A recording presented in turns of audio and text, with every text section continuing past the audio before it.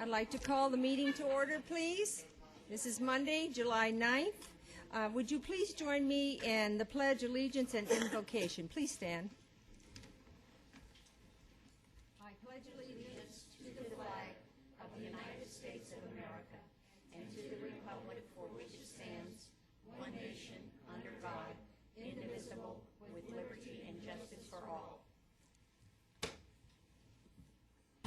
Heavenly Father, as council begins their summer break, we pray for their physical and mental rest, rejuvenating them before they enter in a new season of challenges and accomplishments for our city.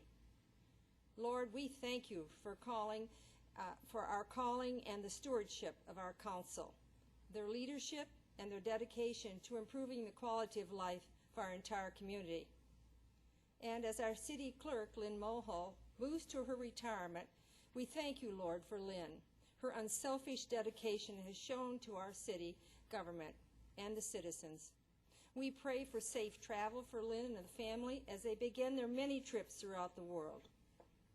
And Lord Jesus, we ask for your protection for the men and women of our armed forces, as well as the homeland protectors, our police force and fire departments. We continue to place them in your steadfast care. In your name, amen. Amen.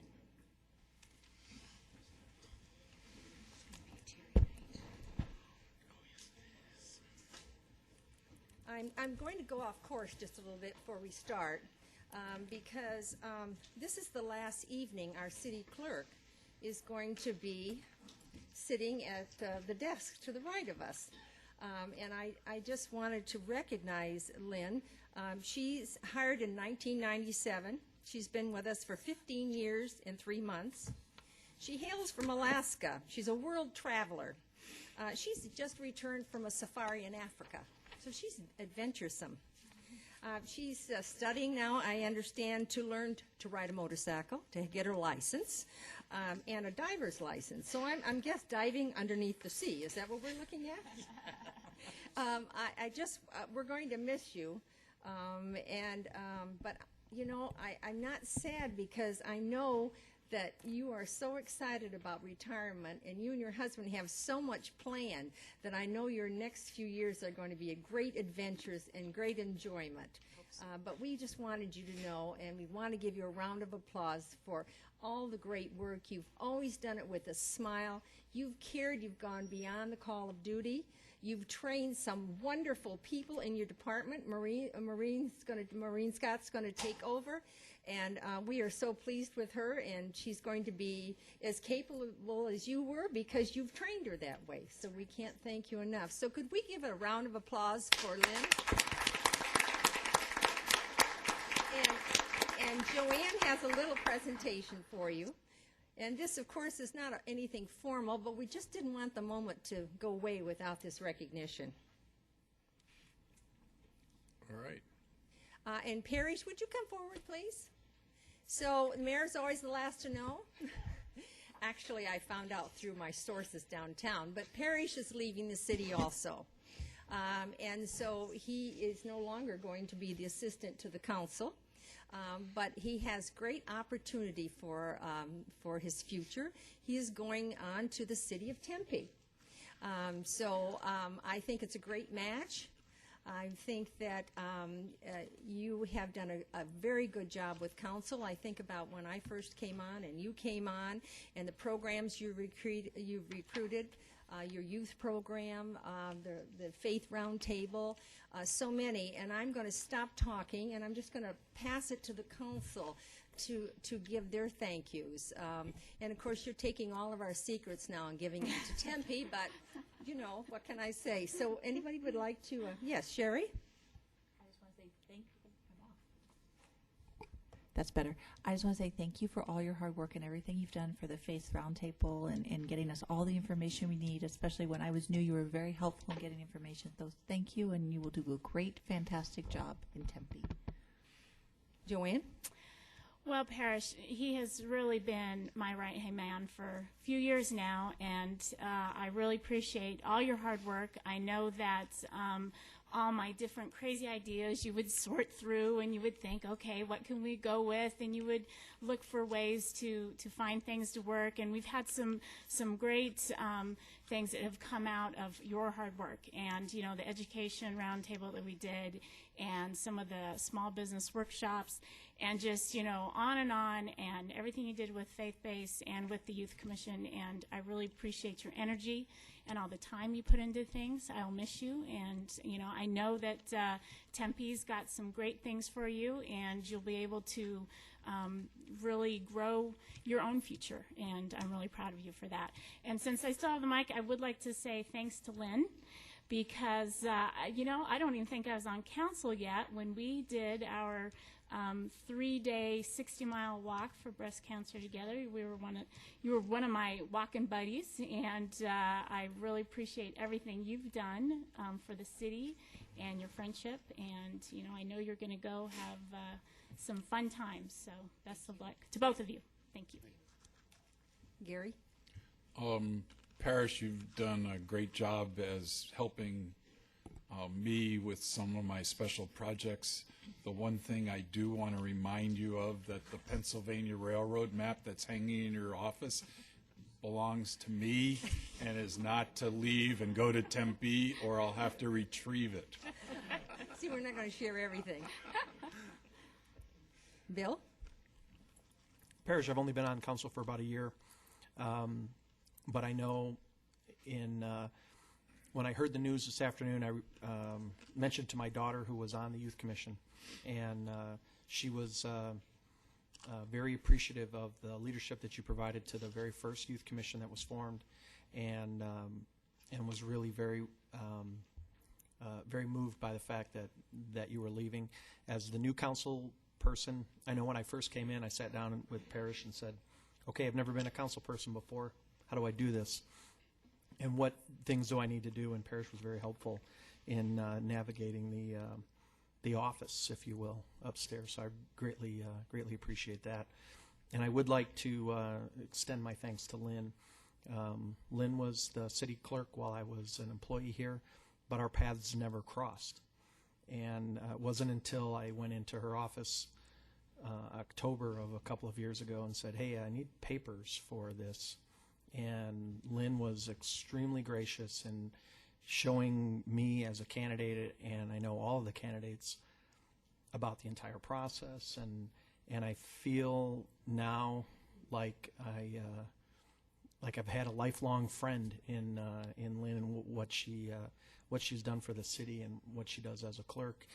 Lynn also serves as the recording secretary, let me get the language right, for the pension board, and has been a huge help in getting that done. So for that, I really appreciate that and wish you the absolute best of luck to both of Wally? you. Thank you.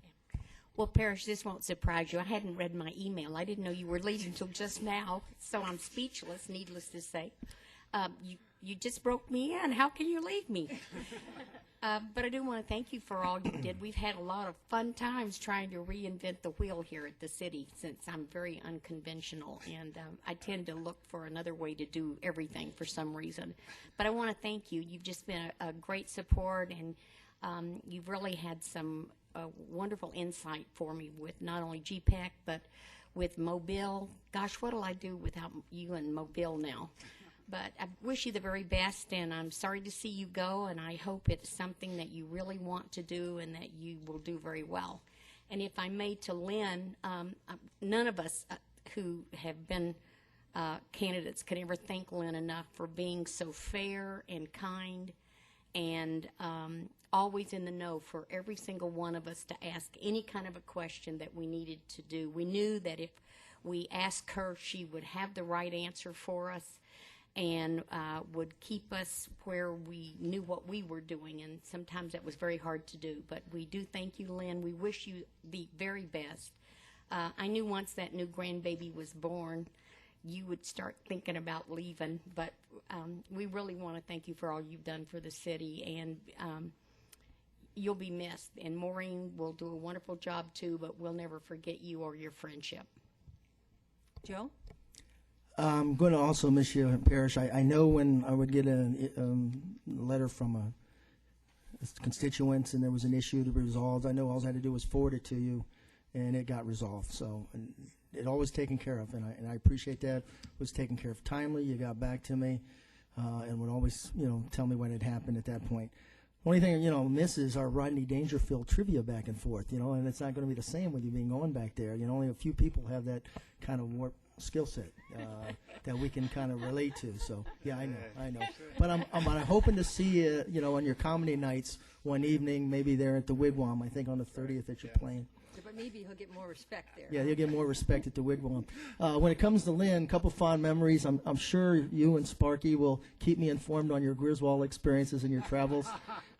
She knows what I'm talking about. We go all the way back when we used to work at the city. And the other fond memory is when we went to, remember it was the League of Cities in Prescott, and I gave you a lift on the back of my bike. You started it. That's right. I started it. So and maybe that started the time for you now getting your licensing on there. So I'm sure we'll run across each other in there, but I can tell you it's nothing like grandbaby, so I can understand what you're doing there. So thank you.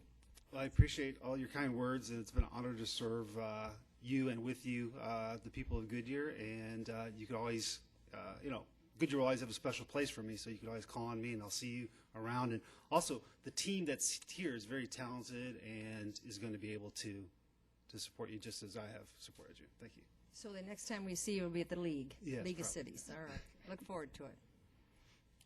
All right, so we'll get back on track, and let me say to the people that are listening at home, everyone is present today, so we will begin the meeting, and I have a proclamation to read.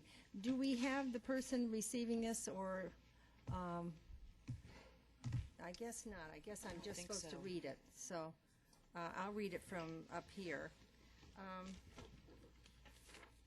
This is a proclamation for Drowning Impact Awareness Month, being held during the month of August 2012, and is sponsored by the Phoenix Children's Hospital Water Safety Program. And having been a past swimming instructor for most of my life and involved in water safety, this is extremely important. And no matter how much we seem to do in the cities with the fire and police, we continue to have drownings in the state of Arizona. And it's almost to the point where you think, oh, cement that area and let's get rid of pools, because it's really sad for the families. So I know that the rest of my council and we just support this Drowning Impact Awareness Month. So whereas Drowning Impact Awareness Month will raise awareness that the number and impact of child drownings in Arizona affects everyone. And whereas the drowning incidents in Arizona take the lives of the equivalent of a classroom of children each year. Can you believe that? A classroom.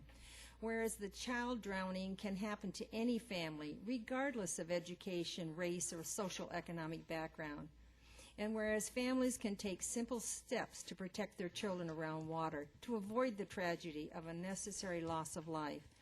And whereas water safety remains a priority for Arizona families, communities, and government, and water watchers at the Phoenix Children's Memorial Hospital.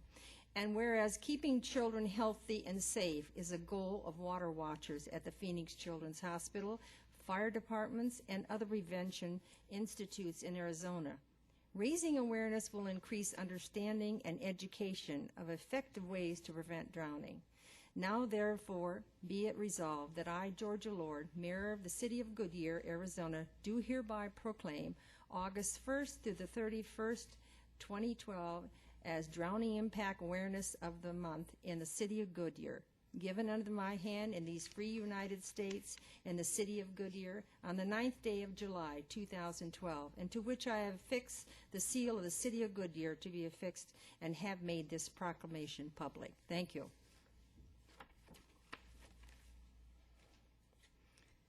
All right, next on the agenda will be Dave Ramirez, our city engineer, and he will give a project update on State Route 303 and I-10.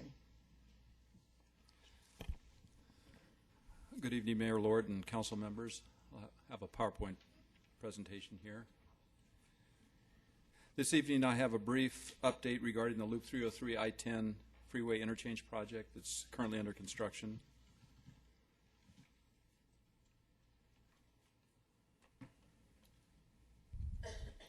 First, just a very brief project overview.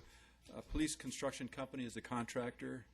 The project cost is approximately $134 million.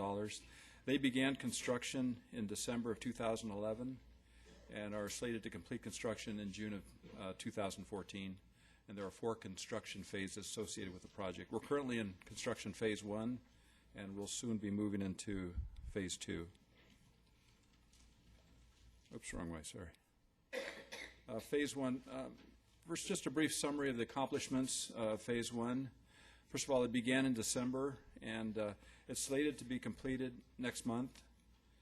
It included the construction of 2 new half-diamond interchanges on I-10, one at Saraville Avenue and then one at Citrus Road.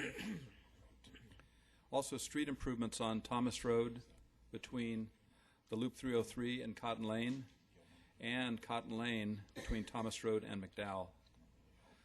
Also, sound wall construction on both the north and south sides of the freeway, the south side near Canyon Trails and the north side near the Canada Village community. Also included the relocation and reconstruction of the city's grinder lift station and sewer main that serves the Perryville prison. Construction of the freeway flyover ramps and bridges are currently underway, and actually that will continue into phase 2. Oh, I'll get the hang of this soon. Missing phase 2. Okay. Here's the flyer for phase 2 that ADOT prepared and has begun distributing to the HOAs, businesses, and the public for this construction phase. They will issue a similar flyer in advance of construction phases 3 and 4 in the future. As the flyer indicates, this project will provide direct ramp connections between the Loop 303 and I-10, similar to the Loop 101 and I-10 interchange over in Tolleson and Avondale. The project will widen the Loop 303 freeway to 6 lanes between I-10 and Goodyear and US 60 and Surprise. Under phase 2 construction, some of the more significant traffic impacts will begin to occur here in the city. Cotton Lane will be closed in both directions between Garfield Street on the south of I-10 and McDowell Road on the north. The Cotton Lane ramps at I-10 will be closed. Detour routes will be provided along Saraville, Citrus, McDowell, and Van Buren. Loop 303 will be closed in both directions between McDowell and Thomas Road, and detour routes will be provided along Cotton Lane and will be provided along Cotton Lane north of McDowell Road. And another major component of phase 2, I-10 westbound will be shifted to the north between Saraville Avenue and Citrus Road. I-10 will remain open, but some restrictions may occur from time to time. And finally, ADOT strives to do their work when traffic volumes are at their lowest. This would be during non-peak hours between 9 a.m. and 3 p.m. Monday through Friday, as well as nights and weekends. Depending on the activity, however, construction will occur throughout the day.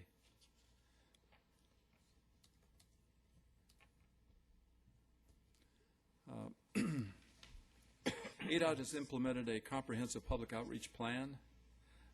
Their staff coordinates closely with city staff regarding construction progress, traffic control, detours, restrictions, closures, and impact to city facilities, and provides updates to us for the cities in focus and the city's website. They also provide regular and ongoing updates to the 10 Goodyear area HOAs and more than 40 businesses in the area, at least once every 6 months. Recently, on July 2nd, ADOT distributed over 200 copies of this flyer in the Canyon Trails neighborhoods and at the Canyon Trails Town Center at Yuma and Cotton Lane. They will maximize route signage during construction to provide information to motorists about what's ahead. They will do this by utilizing dynamic and variable message boards on I-10, Loop 101 southbound, as well as Loop 303. ADOT communicates to the public in a variety of ways, including web page updates, email alerts, and press releases. Project information can also be obtained online, and ADOT will respond to messages that are left at the ADOT project hotline.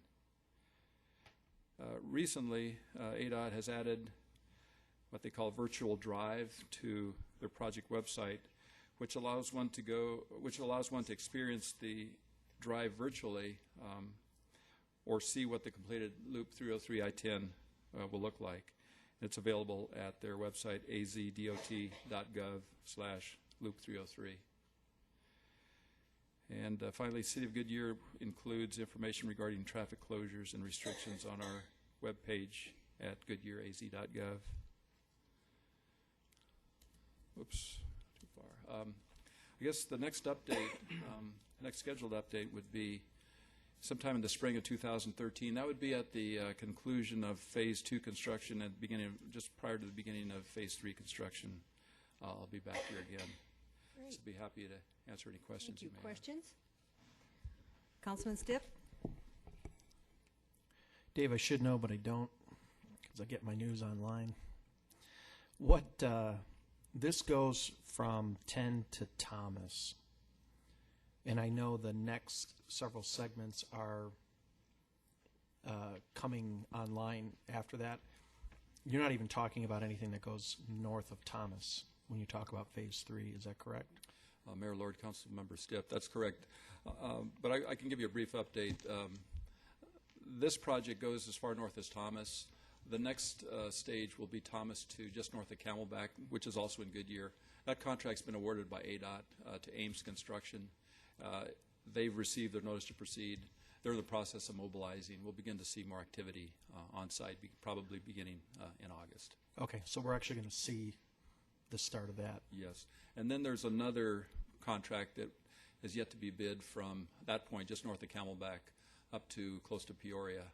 That would be the last, the last link yet to be bid for construction that would complete the loop up to the up to US 60. Great, thank you. Vice Mayor Osborne? David, on the staging, and I'm sorry, I don't know also how a lot of this staging goes, but Canyon Trails Center, the shopping center, when is the time that we were concerned of them being most affected? And any discussion that, I mean, I know how ADOT's kind of have a plan of how to get notifications out, signage, things like that, but has there been discussion on what we can do as a city to help that impact of those businesses that are going to be affected out there? And again, what part of the staging is that going to be most prevalent? Mayor, Lord, Vice Mayor Osborne, this is the phase that will begin to impact that center, and this is the phase that they're concerned about. So ADOT and city has had ongoing meetings. They've been notified. They're well aware of the situation when it'll begin. Actually, the major impact will occur beginning probably, we think, early September or late August, when the Cotton Lane interchange is taken out of service. That will happen after the two new interchanges are open, the one at Saraville and Citrus. Then traffic on I-10 will no longer be able to access Cotton Lane directly, but they will use Saraville and then and also Citrus, depending on what direction they're coming or going, and then they'll follow a very well-marked, signed detour route, say down to Van Buren, on Saraville, down to Van Buren, and then Van Buren over to Cotton, and then head south over to Cotton Lane. ADOT's reached out to all the businesses on several occasions. They've gone basically business door to door at least a couple of times in the last 3 or 4 months to update them on the progress. So, Is there does that any way answer a your question? sign could be put on that corner of Saraville and is it Saraville and Yuma that you said you're going to, or Saraville and Van Buren? Because it seems to me there's just bare land on that corner. Yes. I was just wondering, I don't know what our rules are, but one of the ones you wheel out that could say the shopping center is directions to that shopping center in Cotton Lane that we're so concerned about? Mayor Lord, we haven't yet seen their detailed traffic control plan. We'll see that before they actually implement the detour. But I guess we're expecting that they'll have signage as you exit Saraville, the freeway at Saraville to go south, and then when you get to Van Buren to direct them the traffic to the west over to Cotton. We'll be looking for that type of signage in the way of either signs or message boards that message boards will to direct traffic to over help to that Cotton Lane. community. Yeah. Right. Okay. Well, That was Councilman Campbell. Thank you, Mayor. That was my concern is that shopping center, if it's, they're closing it down in September, it's not going to be open up for Christmas No. accessibility, and I just want us as a city to do everything we possibly can. Now, the shopping center's not closing down. No, The road is closing down. is closing Okay. down, but if people can't get to the shopping center, they're not going to be able to use it. And I just want to be sure that we're doing everything we can as a city to do signage, and I think the mayor's suggestion of the electronic sign is a wonderful suggestion.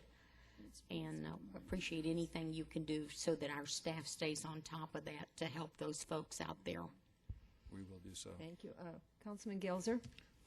David, when light rail was being built in Phoenix, one of the things that was done was that on the orange detour signs, they listed certain businesses and had directions to them.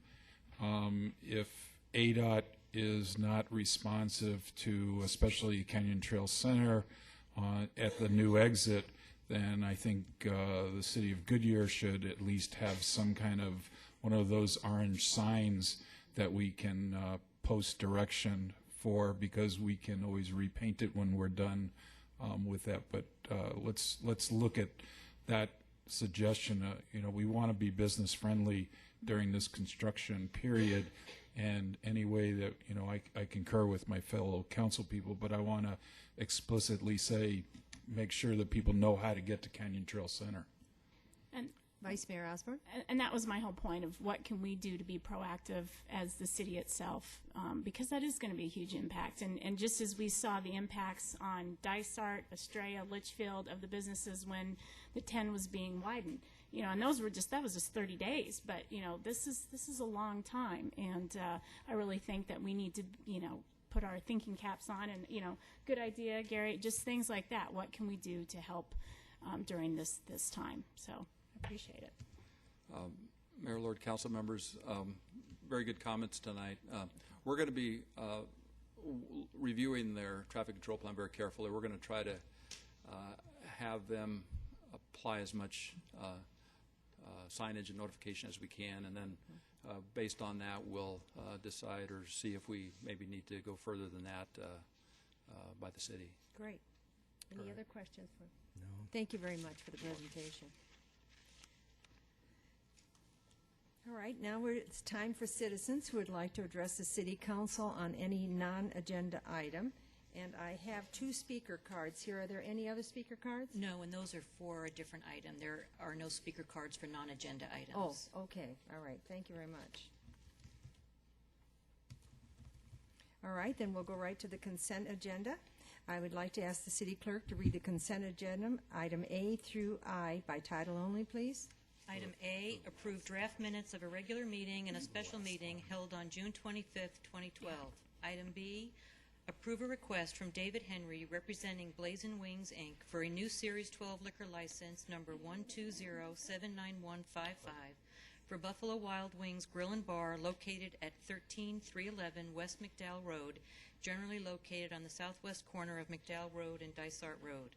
Item C, accept the dedication by special warranty deed for the 2.4-acre fire station site along with the adjacent non-exclusive permanent access and utility easement located within the Sedaya development, and authorize the city manager to execute all documents, including the escrow instructions and real estate conveyance documents necessary to complete the dedication of the fire station site.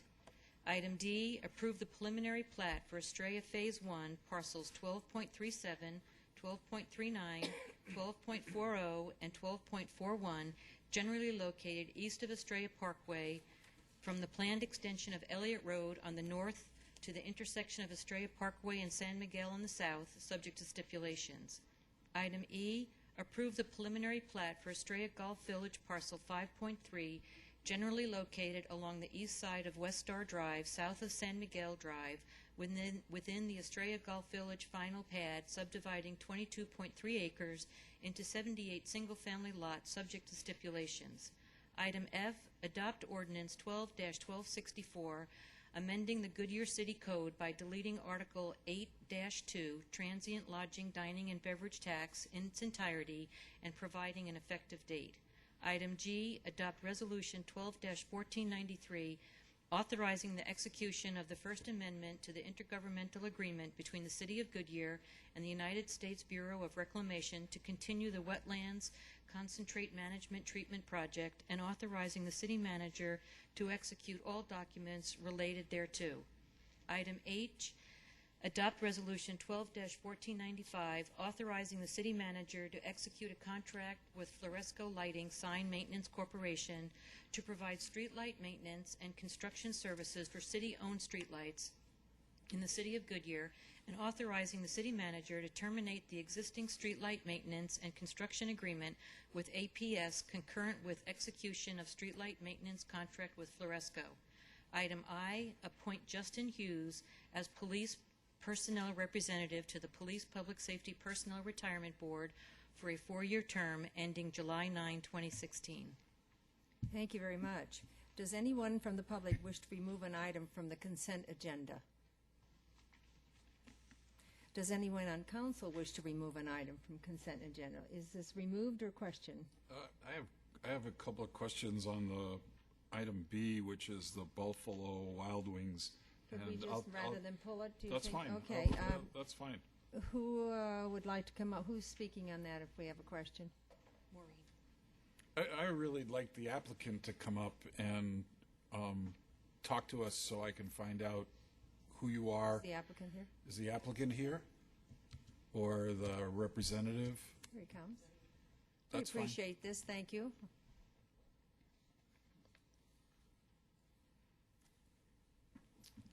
My name is Peter Axelson, representative for David Henry. He's unfortunately unable to be here tonight. So, Are you the new owner or the representative for the liquor license? representative for liquor license. It's a corporation. And So it's not our private are owner. they going to own more than one Buffalo Wild Wings, or is this part of the franchise, or? Well, we have over 800 locations countrywide now. 500 are franchise, 300 or 300 plus are corporate locations. This is actually going to be a corporate location. It was formerly a franchise location, but because of issues with that ownership, the corporate office has retained the site as well as other sites around the city as well too, and the building's being refurbished and then reopened. So the corporation basically pulled the franchises from the previous owner, kept all the sites at various locations in Phoenix, and has now turned them into corporate restaurants, et cetera. Is that correct? That's exactly correct. Okay. It was 3 locations. So. Welcome to Goodyear. Thank you very much. That was easy. Yes. Councilman Campbell. I remember when this Buffalo Wild Wings opened, and 4, 5, 6 months after it opened, we had huge community meetings because of the outside area, the bar area, the smoking area, and the loud music, and it was disturbing to the homeowners.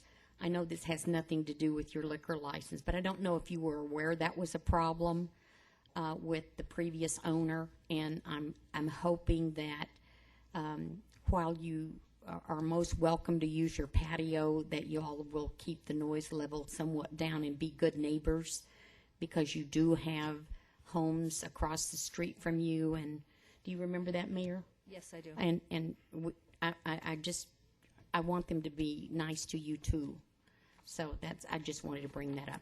I totally understand that's a recommendation I'll definitely take back to Thank you. the regional manager, and we'll review, Yeah. look back at that. Obviously, we don't have any knowledge of that because that was part of the franchise. Right. They were not obligated to share that kind of Right. information with us. Right. So that's something that we definitely want to be part of that, the community. Okay, and we part just of the wanted to city, so we're share that happy with to. you Of so that course. you're, you know that we are aware there could potentially be a problem, and we were hoping that we don't hear about one. Yeah, sure. Thank you.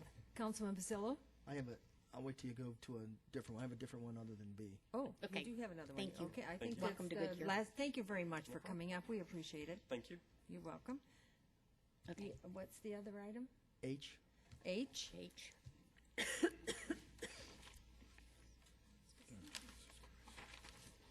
Maintenance contract. Oh, yeah. Oh, okay, the street maintenance contract. Mr. Ramirez, is that you or who? You see? That's right.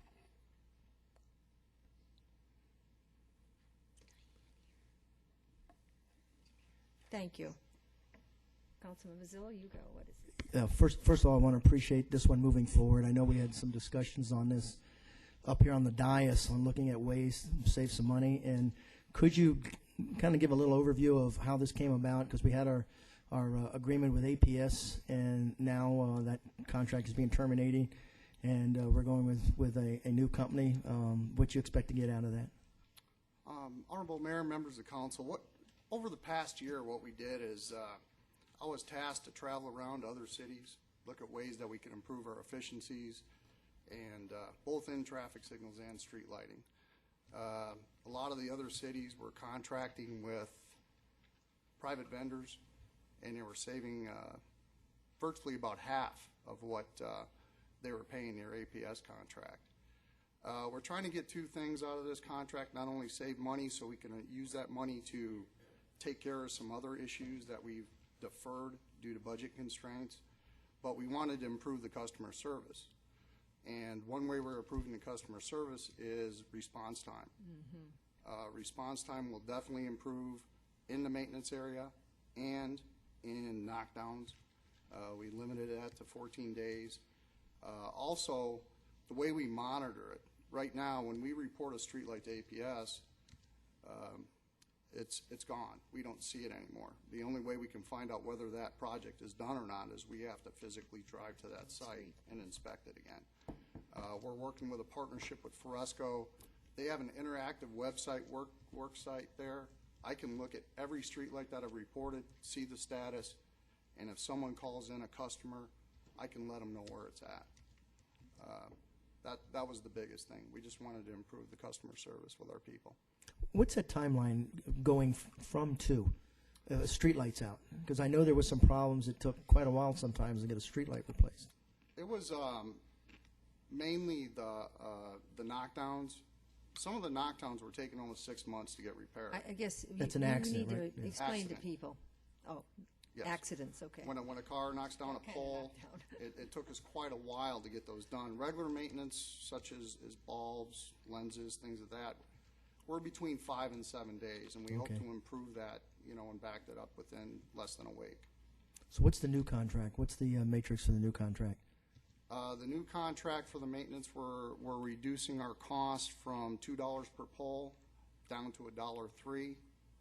We're going to save approximately $500 for knockdowns depending on the poles, and we're also going to improve the time frame in which they're completed. And we have other options within that contract for infill lighting. We can go and if a citizen requests a light, maybe there's a dark area, we have the opportunity to work with our contractor to get those installed. So if I recall, was it 100,000 plus in savings? Yes. And the turnaround time, if I call in with a light out, what's that going to be now? It's going to be reduced down to 2 days. 2 days. Okay. Thank you. Thank you very much. You're welcome. And Thank you. Councilman Pizzello, thank you for bringing that forth to give the public the good news on this and what it's saving the taxpayers. I appreciate that. So no other ones? Are we finished pulling these? Okay. Then I would like to ask for a motion and a second for items A through I. So move. Second. I heard a motion by Councilman Campbell and a second by Councilman Gelzer. Roll call, please. Vice Mayor Osborne. Aye. Councilmember Pizzillo. Aye. Councilmember Aye. Councilmember Campbell. Aye. Councilmember Gilzer. Aye. Councilmember Stipp. Aye. Mayor Lord. Aye. Passes 7-0. Thank you so much. Well, we're on to the business.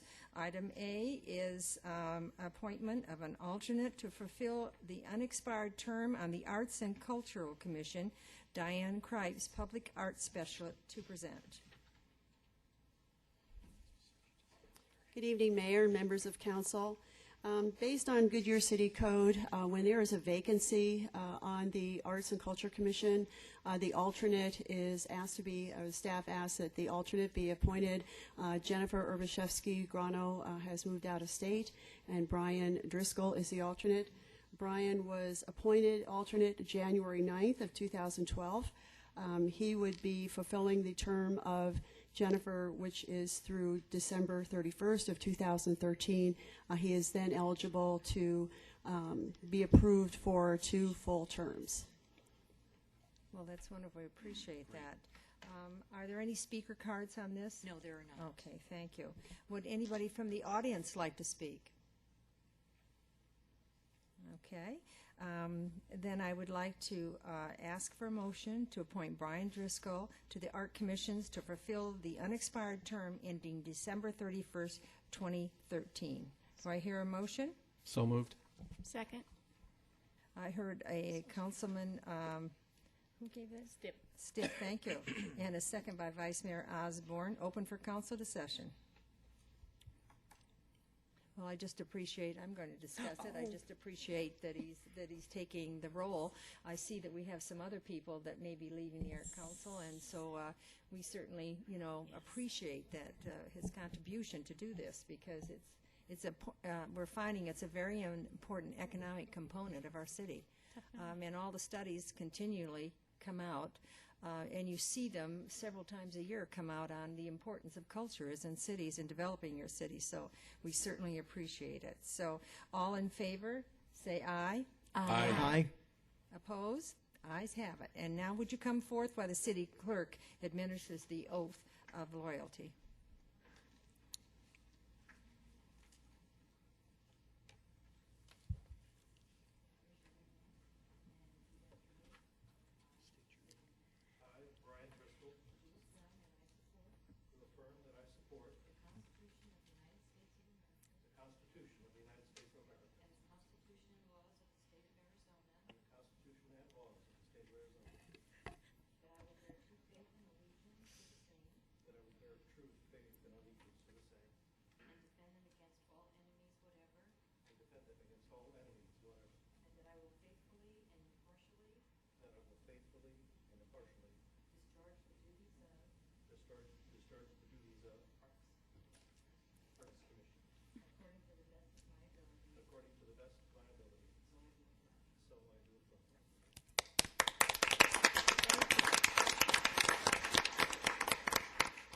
Thank you so much, Mr. Driscoll. We really appreciate it and welcome you.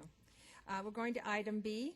Item B is to consider the adoption of a resolution to form a Parks and Recreation Advisory Commission, followed by consideration of an ordinance to change the city code. Nathan Torres to present. So what we'll do is that we'll vote on these things separately, okay? Nathan?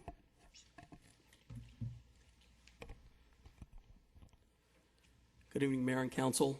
My name is Nathan Torres. I'm the Interim Parks and Recreation Director.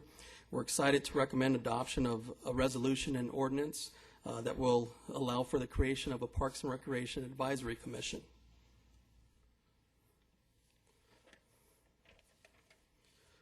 The commission will function in a voluntary advisory capacity to City Council and the Parks and Recreation Department, ultimately allowing us to better meet the needs of our residents. Some of the primary functions include strategic planning, specifically in the areas of programs and services, cost recovery models, capital improvement programs, and park master planning. They will also serve as advocates to promote safety within programs and park facilities and amenities. It's our hope that they will promote and stimulate public interest in such areas as fundraising opportunities, perhaps building awareness for our Youth Scholarship Fund, and just basically overall awareness for all programs and facilities. They will also engage the community seeking partnerships with school districts and other agencies to further our mission of Parks and Recreation. And of course, they will ensure that the programs and services that we offer are a direct reflection of the diverse community that we serve.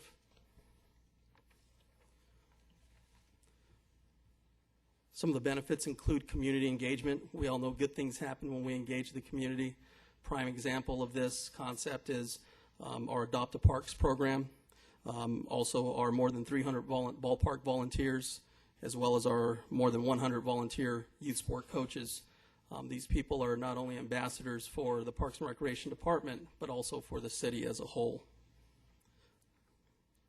We're also hoping to create a sense of advocacy for the Parks and Recreation Department, touting the many benefits that the department has to offer.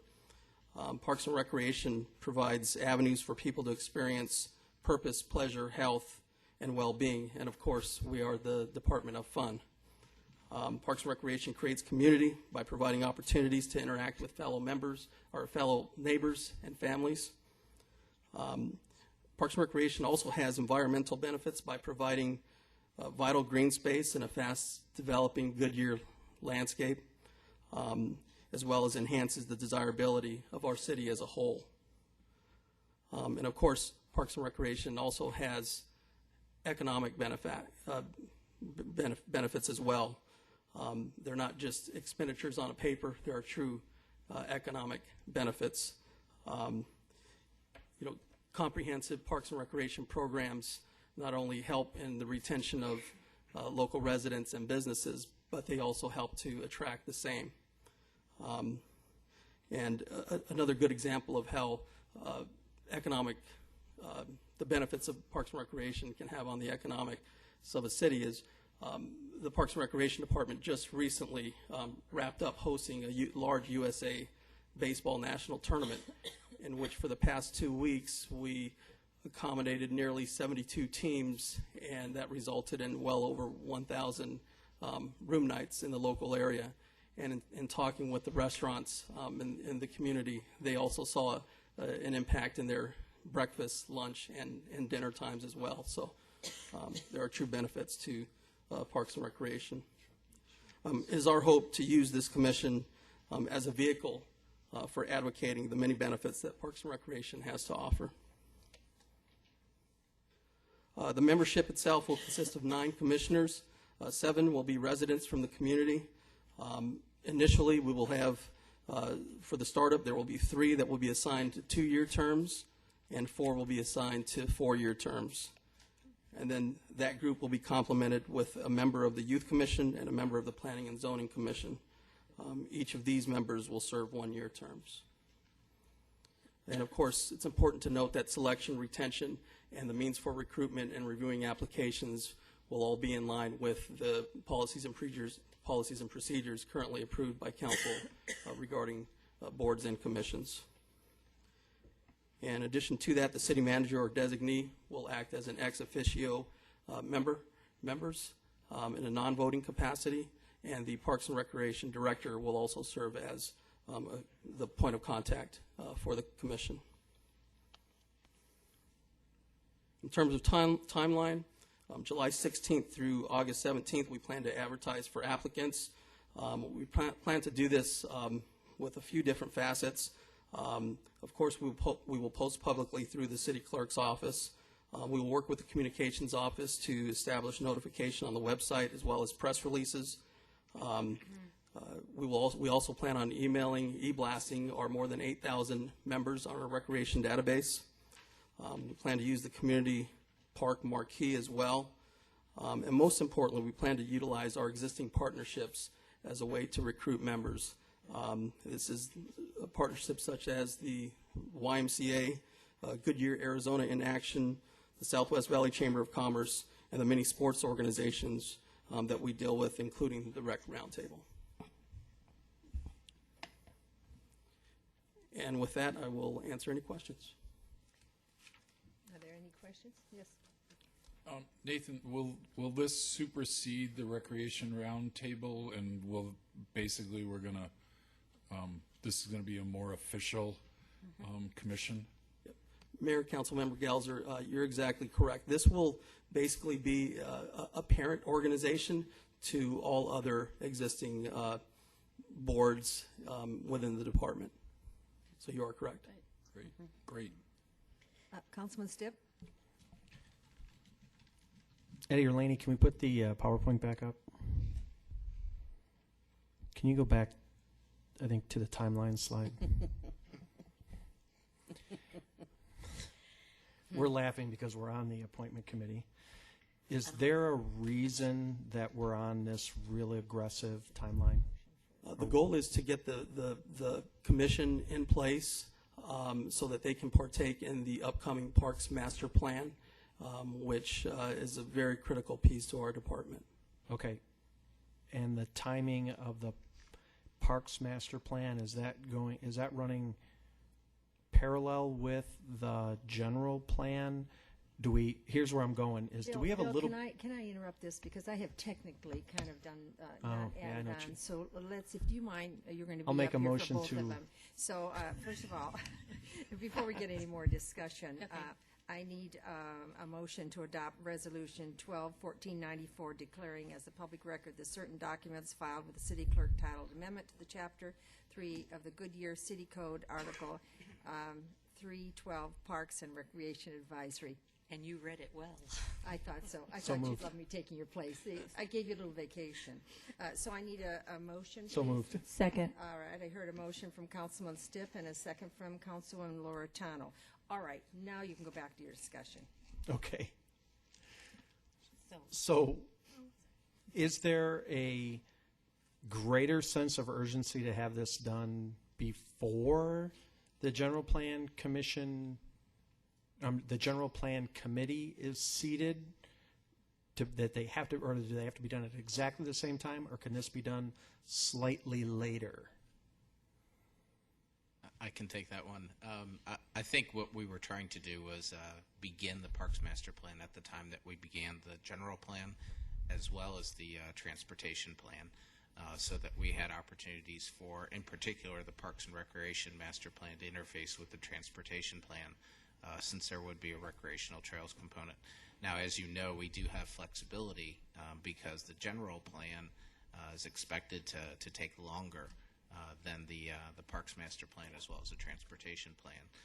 So I think what you are alluding to is, can we move this back, given the fact that, if not mistaken, the League of Cities is the week of August 20th, and you also have 30 individuals that you need to appoint to the general plan committee as well. So the timeline is very flexible. That's where I was driving. If we can take this timeline and push it, A week or two. well, no, I'm thinking 30 to 45 days. That's very possible, and not affect any interface with the transportation plan or the general plan. Okay, and in reading the document, the ordinance, there is no timeline in it, so that would not require a change, but I think just a staff adjustment. Correct, just Okay. internal administrative processes to get the commission seated. There we Correct. go. Good observation. Any other questions? Quick question. Vice Mayor?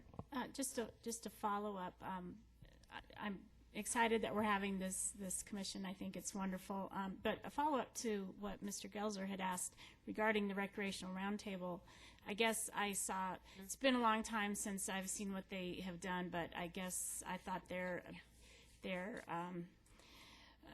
objective was different than what this commission More would be. fields, as I remember, because Well, and it was a whole different set of meetings. type of people. So you're saying that the recreation roundtable goes away, or it's underneath? It's like this umbrella tiered type of thing. Is that what you're saying? Exactly. Mayor Lord, Vice Mayor Osborne, the commission will not replace the Recreation Okay. Roundtable.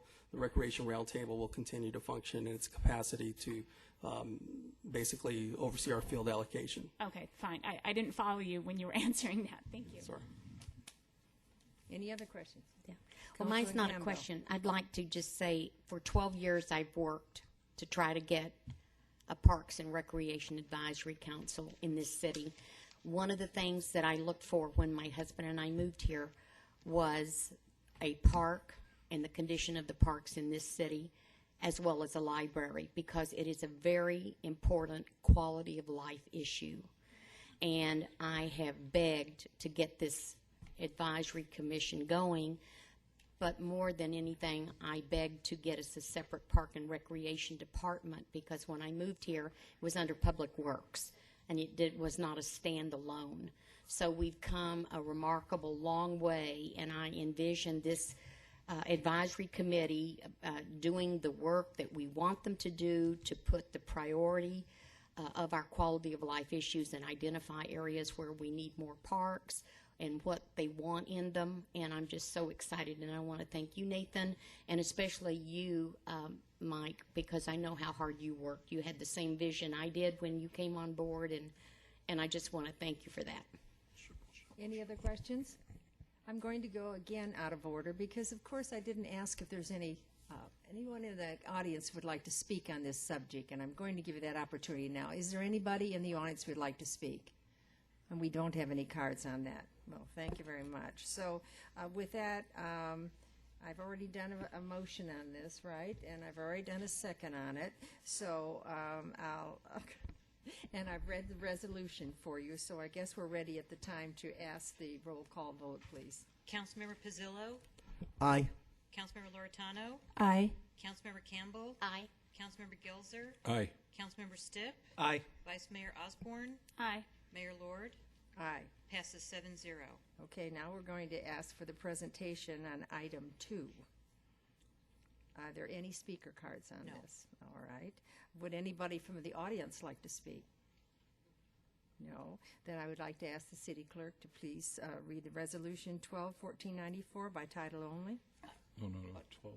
Yeah, the ordinance. Oh, I'm on the 12, wrong one. 1265. I'm back on the next page. This is Adopt ordinance ordinance 12-1265. There you go. Correct. Amending Chapter 3 of the Goodyear City Code by adding Article 3-12, Parks and Recreation Advisory Commission, providing for severability and an effective date. I have to laugh at myself. Oh, thank you. So moved.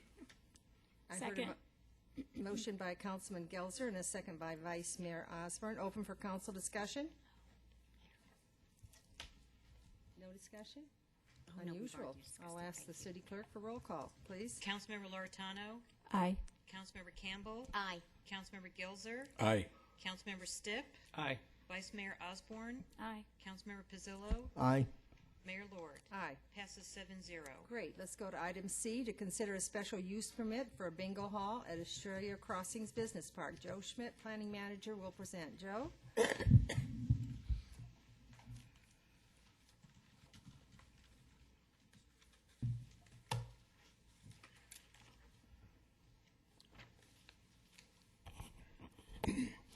Good evening, Mayor and council members. This item, as you duly noted, is a request for a use permit for an entertainment use, otherwise known as a community bingo hall, to be established at the Estrella Shops in Estrella Crossing Business Park planned area development. The property is located at the southeast corner of Elwood Street and Estrella Parkway, as you can see on the aerial photograph.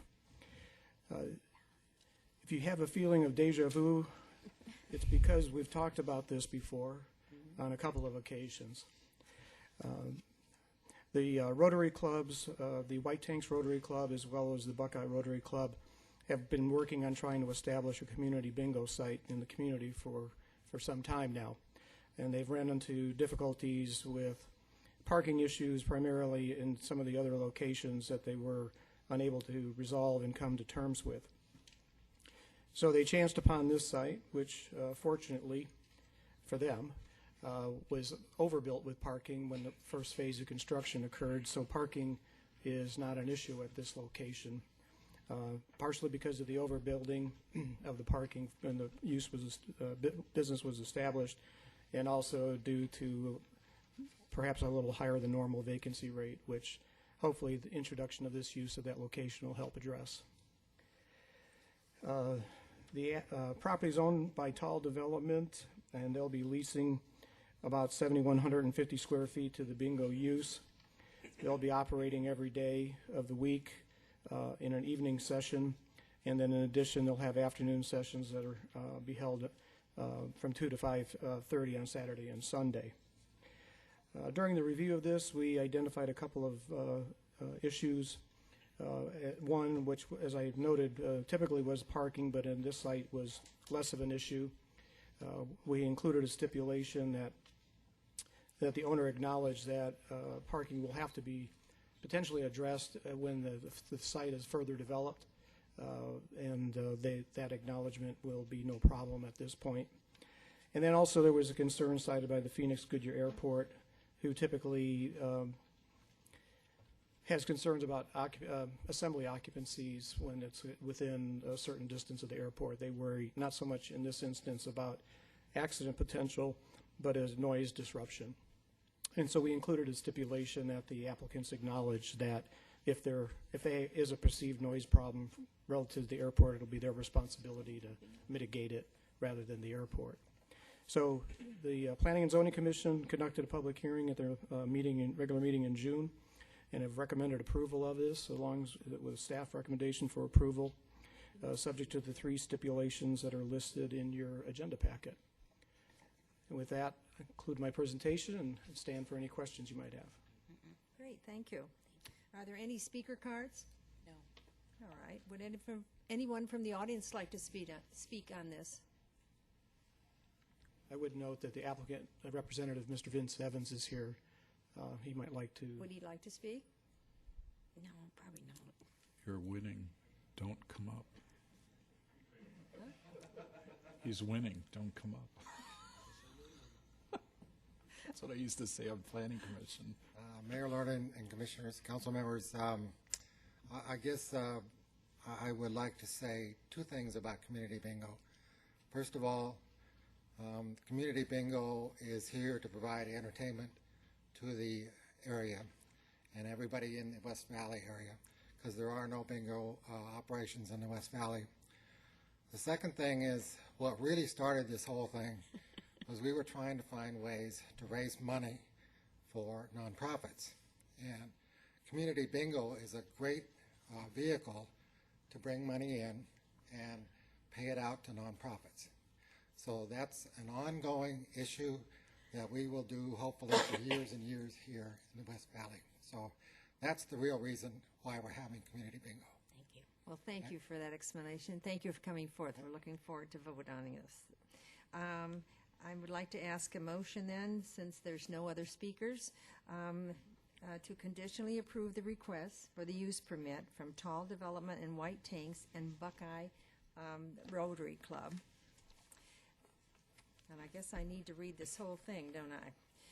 Represented by Vince Evans, to allow entertainment use at the Community Bingo Hall in approximately 7,150 square feet of Building 1 in the Australia Shops at 3690 South Australia Parkway on a portion of 6.74 acre site in the Australia Crossing Business Park, legally described as Lot 1, 2, 3, and 4 of the Australia Crossing Business Park, as replatted by a minor land division map of lots 1, 2, 3, and 4, and recorded with the Maricopa County Recorder at Book 906, page 6, recording numbered 2007-0290-473 on March 12, 2007, generally located at the southwest corner of Australia Parkway and Elwood, and subject to stipulations. Do I hear a motion? So moved. A motion is made by Councilman Campbell and a second by Second. Councilman Loretano. Now open for discussion. Councilman Stipp. I do not want to lecture from the dais. However, this is the 3rd time we've seen this. Before this comes back again, because there's been another issue, can we please have everything resolved, or is everything resolved now? All right. I'm good to go. No, that's fine. Thanks. That's it. Any other comments?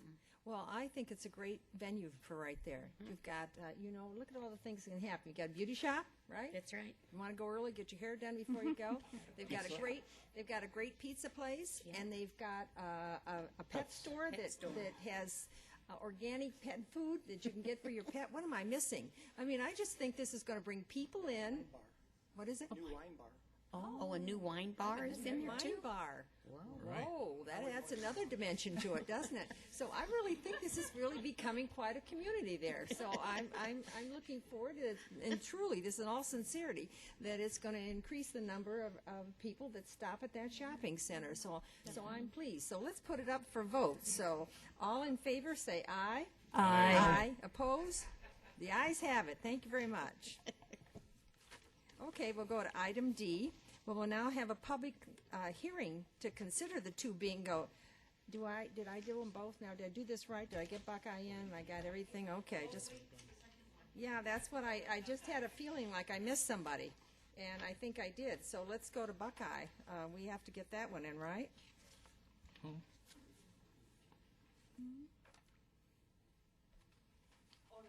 No, yeah, that's. Okay, that's for the, okay, You're all on- right. you're on So the- I'm on the right schedule. Okay. All right.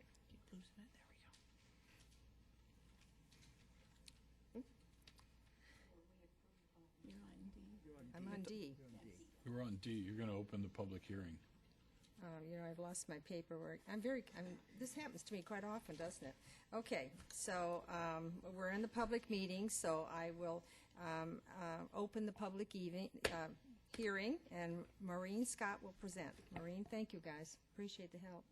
Good evening, Mayor, Lord, and council members. The item before you is for two bingo license applications requesting a location transfer.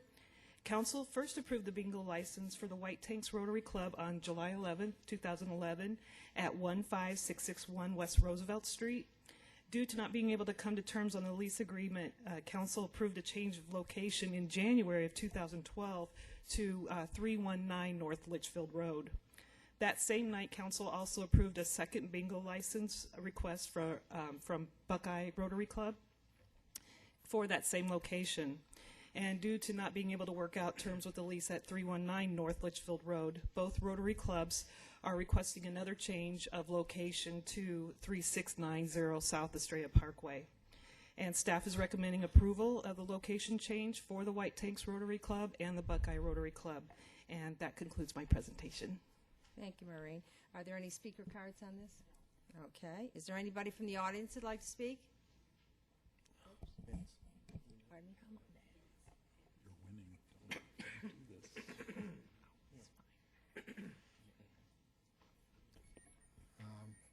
Mayor Lord and council members, I would like to explain. This is, I feel really bad coming up here for you in front of three times, but I want to explain why we ended up with three times. We learned after the first two that we would not even ask for a change or anything until we had a solid lease and signed by both parties, fully executed, and that we have in this instance here with Tall Development. The first time we were here, we failed because we had failed to check to see if it met the CC&Rs for Parkway Village. It did not. We lost a proxy vote there, and so we moved on. The second place, we had everything set. We asked for the change of address, and then we had problems getting the lease signed by the property owner. So that's what stopped it there. So this time we got a little smarter. This time we made sure everything is right. And thank you very much for putting up with us. All right. Thank you for that explanation. So I would like to have a motion, please. So moved. Second. A motion was made by Councilman Excuse me, Loretano. Mayor Lord, can you close the public hearing? I'm sorry. Excuse me, can you close the public Well, I hearing? tell you, I've not done a very good job tonight, have I? But thank you for reminding me. And Maureen, this is a lesson to you. You have to keep listening to the mayor at the dais because she does this. So let's close the public meeting. And then I'll ask for the motion. So moved. A motion was made by Councilman Loretano and a second by Second. Vice Mayor Osborne. Open for council discussion. Councilman Loretano. I just want to say I hope the third time's the charm. And don't worry, if you had to come back, that's fine. You do such great work. How about you come back and let us know when it's open? How's that? Okay. Councilman Pizzillo. Hey, Vince, it's like in Groundhog Day with Bill Murray. he gets it better each time. So, hopefully this is the end of it, all right? Councilman Campbell. I just want to thank both the White Tank Rotary and the Buckeye Rotary for undertaking this community event, because our Rotary raises money and gives back to the community. And by having the community bingo, this is one way that you'll be able to raise money and give back into the community to the 501(c)(3)s who asked for your assistance. But we want to thank both of your clubs for all you do for Goodyear and Buckeye and for all of the Southwest Valley. And we're delighted to welcome you to Goodyear. We hope that your bingo parlor is very successful and that you have standing room only. Any other? Councilman Gelser? I hope you'll invite us to the ribbon cutting and grand opening and first session, because I understand from Councilwoman Loretano she really likes to play bingo, and thus, therefore. And as the mayor, I'm very pleased that this is finished. And you should never apologize for mistakes. I sit up here many nights and make mistakes, and tonight was one of those nights. But it's the sincerity in there, and it's the mission. It's where you're directing going, what the end result is. So, I want people to feel free when they come up here and be open to doing that, because I certainly am one of those people. And we have to carry on and do our job, and we really appreciate it. And thank you. So, are we ready? All in favor, say aye. Aye. Aye. Opposed? Ayes have it. All right, we'll go on. So now we'll go on to E. We will now consider an ordinance. Mayor Lord, excuse me. All right, where am I now? See this? I'm all confused on this one. D3. D3. Approve a request from Jeff Cowler, applicant for the Buckeye Rotary Club, for a location change to their bingo license number 07-070-B to be located at 3690 South Estrella Parkway, Goodyear. So moved. Second. Oh, boy, see how quick you guys, I think I heard that from Councilman Gelser and a second from Councilman Vazillo. Is that correct? Correct. Yes. Well, it's open for council discussion. Any more discussion? I would think not. We've done a lot of it. All in favor say aye. Aye. Opposed? The ayes have it. Now, may I get full consent? Am I on E? Yes, ma'am. We're going. Let's go to E. We will now consider adopting ordinance 12-12-66, amending the Palm Valley 303 Planned Area Development Zoning. Brett Birmingham will present. Oh, all right. Now, Joe. I'm How sorry. you've changed. You're stuck with me tonight. All right. They're on vacation, I think. Mayor and Council, this is a rezoning request to amend the PAD for Palm Valley 303 for approximately 7 acres, which is located near the northwest corner of Charles Boulevard and Saraville Avenue. As you can see on the map here, the 7 acres is within the area of the Palm Valley 303, which is north of Charles, and also on both sides of Indian School between Saraville Avenue and the State Route 303. It includes much more of that as well. But hopefully you can see this is the area that's affected. And it's basically surrounded by other portions of the Palm Valley 303. And Sunbelt Holdings is requesting the rezoning to basically change it from general commercial to a light industrial to have it align with Charles Boulevard. It's basically a minor adjustment of the zoning line.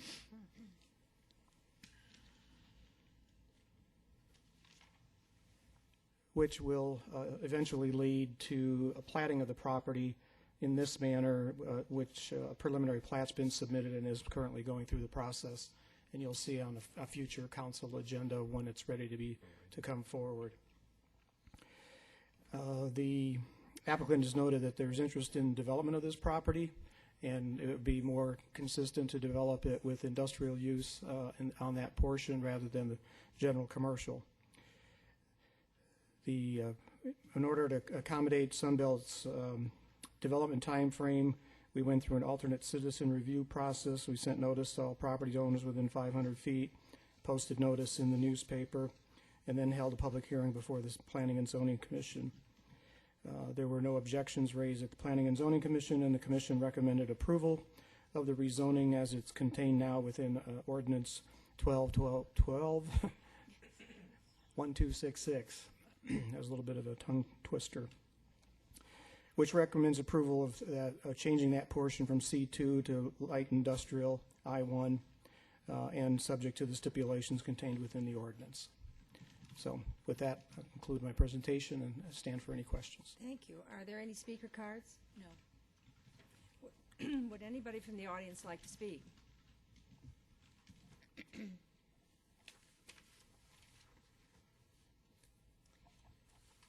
Okay, I'd like to ask the city clerk to read the ordinance 1266 by title only, please.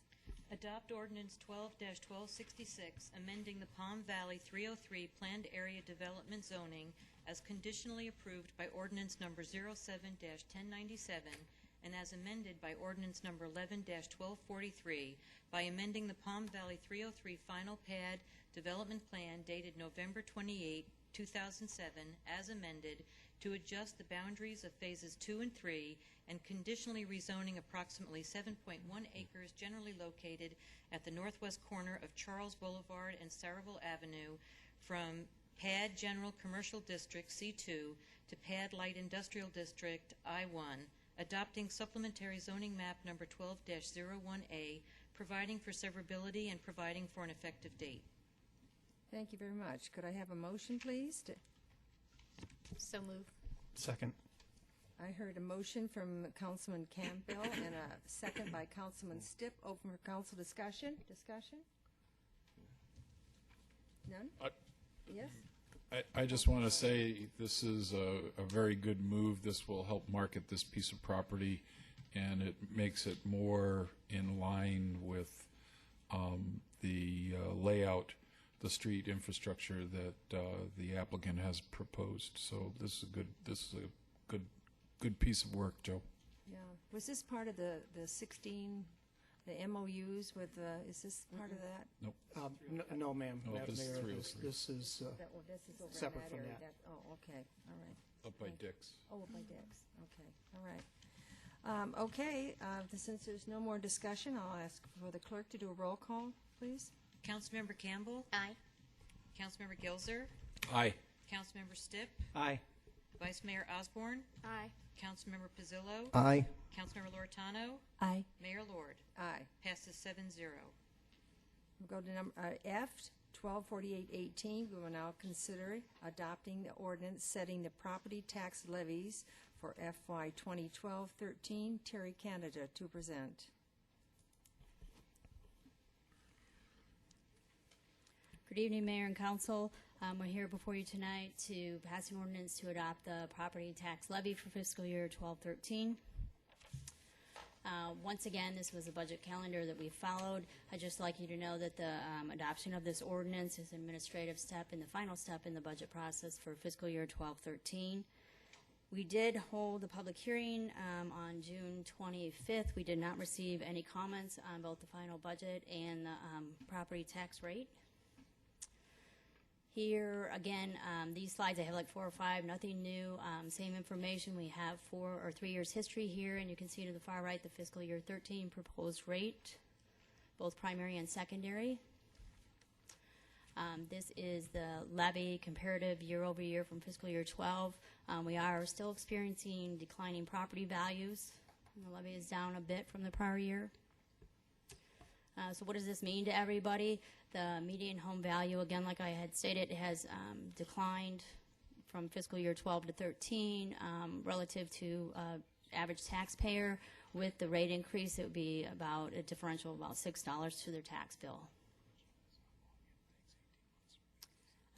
This is, again, a 5-year comparative for total tax levy, and then the property tax on the bottom, which would follow the median residential property from 2009 of $400, moving ahead to 13 about $220.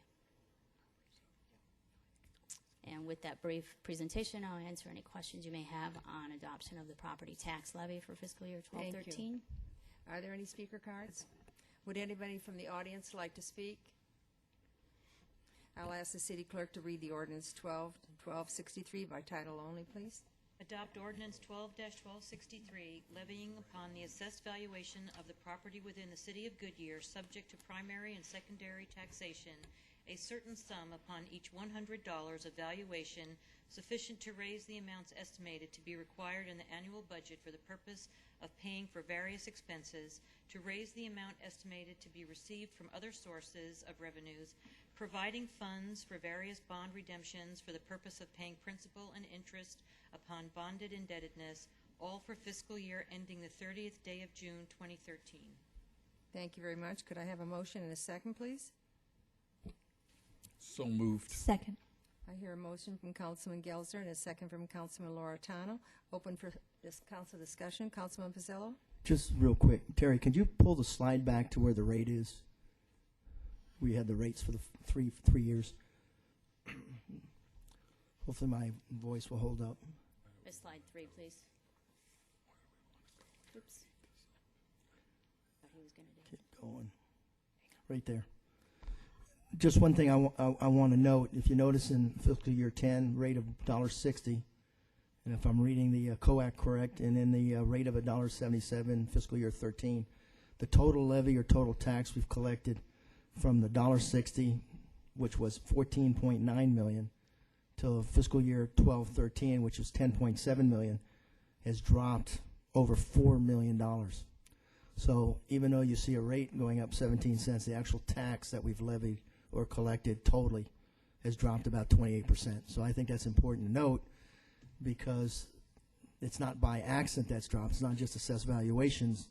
One of the things that this council did a couple years ago is started to move the water and sewer bond debt service that was being paid by property tax over where it actually should be being paid by the enterprise fund. And that was several millions of dollars. So what ended up happening was people north of 10 now were not subsidizing the water company. So again, I think that was a fairness issue that this council did a couple years ago and started moving that in piecemeal. And I just think that's important to note that, you know, some people tend to focus on a rate, but you have a rate increase over the last 3 years of 17 cents, but the actual levy dropping by 28% or $4 million. So again, I keep always pushing that. Focus on the rate. That's what you're really paying. I mean, the tax, not the rate. We appreciate your insight. Thank you. Any other comments? I'll ask the city clerk for a roll call vote, please. Councilmember Gelser? Aye. Councilmember Stipp? Aye. Vice Mayor Osborne? Aye. Councilmember Pizzillo? Aye. Councilmember Loretano? Aye. Councilmember Campbell? Aye. Mayor Lord? Aye. Passes 7-0. All right, now we'll go to G. That's 114569. We will now consider approving a license agreement with Clear Channel Outdoor for placement of additional digital marquees on the city-owned properties. Harvey Kraus to present. Mayor, members of the council, this item was discussed by the council on June 25th, and I think we thoroughly vetted the issues. And so I have the presentation. We can go over again. If not, I would just offer to answer any questions. There's 4 representatives from Clear Channel are here this evening. The president of the Arizona Division of Clear Channel, Diane Veras, Catherine DeMarkiff, she is the vice president of public affairs, and Tony Sawyer, who is the vice president of real estate, and David Downing, a real estate representative, are here this evening. I believe you also have some speakers that want to speak on this issue. So I'm available to answer any questions this evening, or we can go over the presentation if you'd like. You want him to do this presentation? No? Everybody's fine with we've already had that? Oh, okay, well then, let's go first. I have 2 speaker cards. Are there any others? No, those are the only 2. Okay. Then I'll call Laura Ortiz, please. And Laura, as you come up, please speak your name and where you are located. Good evening, Mayor and council members. I'm Laura Ortiz with Evergreen Development, 2390 East Camelback in Phoenix. I have been before the council before, not this particular council, but Evergreen, as you may remember, owns or controls all the property from McDowell down to Van Buren, east of Estrella, almost all the way over to the Bullard Wash in most locations. And so we've developed the Goodyear Centerpoint project and Estrella Crossroads. We do own all the land that, again, it goes up to the Bullard Wash towards the on the south side of the freeway. So the proposed billboard, one of them would be located immediately east of our property. We have been in discussions with staff over the last year or so about the billboard and the city's proposal. They have addressed many of the concerns that we raised in the lowering the height and some of the other restrictions that now have become part of the legislation for the state. We appreciate what Goodyear is trying to do. We know that it is a significant source of revenue for the city, and it's beneficial to the city to have the billboards. If you were to ask my preference, would I prefer to have the electronic billboard immediately east of the property we still need to develop? No, it wouldn't be my preference. We completely understand why the city is considering this. We understand the benefit you're driving, and we again appreciate that the city has worked to mitigate our concerns. But I just wanted to be here tonight to address any questions anybody has, and just to let the city know that we're a little nervous about it. I don't think that anybody's going to consider it an amenity to have the billboard next to the property when we do develop it. But again, understand and appreciate why the city is considering something like this. Thank you very much. Thank you. Appreciate your presentation. The next one is Mark Pelletier.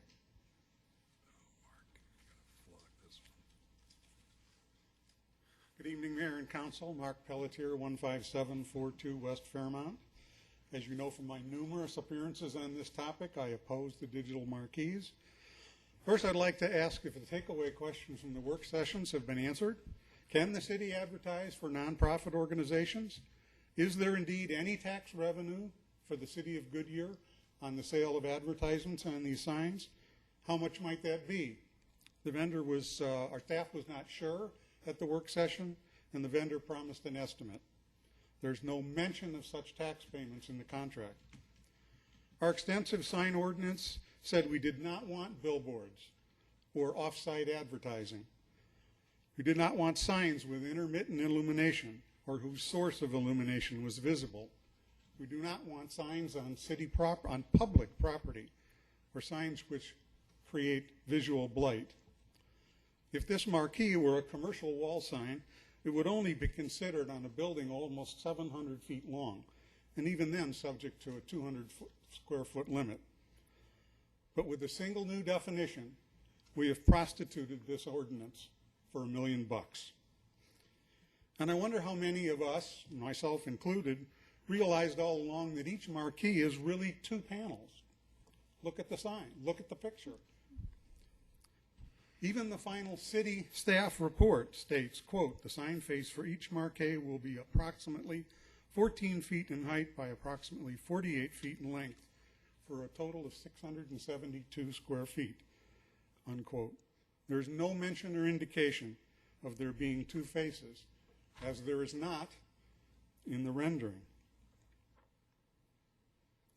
If you've been comfortable with some degree, any degree, of driver distraction, light, clutter, or off-site advertising, are you comfortable now, if indeed we now realize it's twice as much as you thought? For those of you who said you'd be okay, but just for 2 marquees, are you still comfortable with the now understanding that for all intent and purposes, it's 4 signs? Councilmember Stipp computed our average advertising time on the marquee at 2% of the total 540 hours. But you know what? It's really only half that, because each panel counts. This is the definition again. The marquee is 1 sign for applying the $500,000 royalty in the rent, but it's 2 signs for applying our advertising allowance. Who wrote that contract? If we're going to allow a driver 1.28 seconds to view a billboard with our name on it, with only a 1 in 100 chance of seeing our message, why don't we just let them look out their window for 122 feet and see the city itself? Mr. Proud, I'm sorry, your time is up. We really appreciate your presentation, and I know you've made them before, so I think we have the general Thank sense you. of where you are. Thank you very much. Now I'd like to ask a motion to authorize the mayor to execute a 25-year license agreement with Clear Channel Outdoor for the placement of a digital marquee on the city-owned properties at the Park and Ride facility and the Bullard Wash south of Interstate 10. Could I hear a motion, please? So moved. Do I hear a second? I'll second. There's a motion made by Councilman Gelzer and a second by Councilman Loretano, and now we're open for discussion. So I know this is going to be a deep and long discussion, so everybody kind of stay calm. Who would like to start this? Well, Mayor, I'm sorry. Go ahead, Joe. All right, Councilman Pizzillo? I'm going to mellow it in because I'm sure it'll get a little louder as we move along. A couple questions for Harvey. On the signs themselves, Harvey, on the lights, it's my understanding they go dark at 11? That's correct. Okay. The illumination, is that all under the new state statutes as well, or are they supposed to be dimmer than what I'm seeing right now on I-10 as I travel to school in Tempe? It'll be under the new state law. Some of the signs, at least I believe the signs in Phoenix, Phoenix has had a requirement that they be no brighter than 300 nits, and that's the new state law. But some of the other signs in the valley are not to that standard and have to be conform to that standard. Ours will conform to that standard, of course. Now, while you're asking that question, it's just in the same vein, sorry to interrupt, do those other people have to, the other cities have to lower that lighting? Do they have to change that because of this new Yes. ordinance? Or, they do Yes. have to, so it's not grandfathered in with the... No, it's not grandfathered. Sorry, Joe. I No, just the wanted the to- only reason why I ask is I travel over the Tempe late in the evenings for school, and I see a varying degree of lit signs. And I assume some of them probably aren't totally there yet. Correct. I'm guessing from that perspective. The other question was that Mr. Pelletier was asking on the advertising. I know we get advertising, and I forget the number was thrown out, but I don't know if you know off the top of your head, or maybe that's something I'll answer. There is some dollars associated with that. Approximately 50 to 60,000 a year in sales tax that we generate from the sale of ads. Is from For one or both? I believe total for both. For total, But that's so- conservative. That's a conservative. Two. The other question I have too is one of the signs is in the wash, I guess, at where the park and ride is correct? One of the signs is in the park and ride. One Park is and ride, okay. adjacent to the Bullard Wash. And that's, since it's on federal land, that any revenues that we get from that can only be used for transportation. Is that? Transit, yeah. Transit-related. Transit. Okay, transit, okay. And it's my understanding in October, we're supposed to come back with a plan on? That's correct. Okay. The only thing I'd like to throw out for the colleagues up here, and again, I'm sure the discussion will go much deeper into that, is from a transit standpoint, and we're waiting for some of those surveys to come back that I'm looking forward to in October when that comes in there, is that, if this thing passes tonight, I'd like to see both of them used for transit because we don't have any funds for transit. And, some of the surveys that I expect that are coming back in there will be this pent-up demand for some of that. I'm not sure what it is going to be yet because I know that survey's coming through. But, if we're going to do this, I'd rather see it something that we're not doing right now and funding something that benefits the community, which is transit. So that's just my 2 cents worth there. Oh, thank you. Vice Mayor Osborne. I would like to ask a few questions, and then I'll save my comments to the end. So looking over this lengthy 25-year contract, I question that part of one of the stipulations says, number 3, all work performed on the licensed areas by the licensee shall be performed in a workmanlike manner. Goes on to say that all licensees' improvements shall be high quality, safe, modern in design and attractive in appearance. Well, gosh, right there we go against our own contracts because to me they're not attractive in appearance. So that's, one against our contract right there. And then I guess some of the questions that I have that I want to make certain is that if this, of course, does pass, I want to make sure that there is no confusion in this contract as to removal of the marquee and the pole in case of any kind of damaging or bankruptcy or change of federal or state codes, because sometimes within this contract it's addressed and it's understood. In other areas it's vague and in a timely manner if something like that was to occur also. And for example, let's see, I think it was under termination for convenience. Right there, it doesn't really go into whose removal. Yeah, I'm page, well, either 12 or 191. Can I just interject? Page 12. Are you asking, as you ask I get, so questions these are for the questions lawyer, that I would are you like, asking yes, for the this is lawyer? probably for Rourke. So, Roy, just as she's talking and asking these questions, I think some of these are being addressed to you. I just want to make sure you're aware of that. And also in damage or destruction on number 16, who pays for the removal due to damage or destruction, and what is the time period that they have to either replace or repair. I mean, I would hate to see that, I could envision a couple things. Say it's sitting up there and the digital section, that 14 foot by 44 feet, whatever, however big it is broken and it's blank, which is fine with me. But if it's sitting there for over 90 days and they decide that they have to remove it, and then the pole, just this beam pole, is sitting there for, I don't know, another 90 days, I'm concerned about things like that. And actually within areas of here of really stating how it's going to be taken care of and what is the time frame for which it's going to be taken care of. Is it throughout the entire contract known to be that it will not go beyond 90 days, that for whatever reason will not be taken care of? And who's going to pay for the removal of it? Because, and I apologize that I can't pinpoint it even more, but this is a lengthy contract. And in places it does say whose responsibility is, and in other places it doesn't say that. So, those are my concerns on this 25-year contract. Just, I want to make sure that we're not stuck footing the bill to take it down if something was to occur. And I want to make sure that we don't have a digital billboard that has that's damaged in some manner.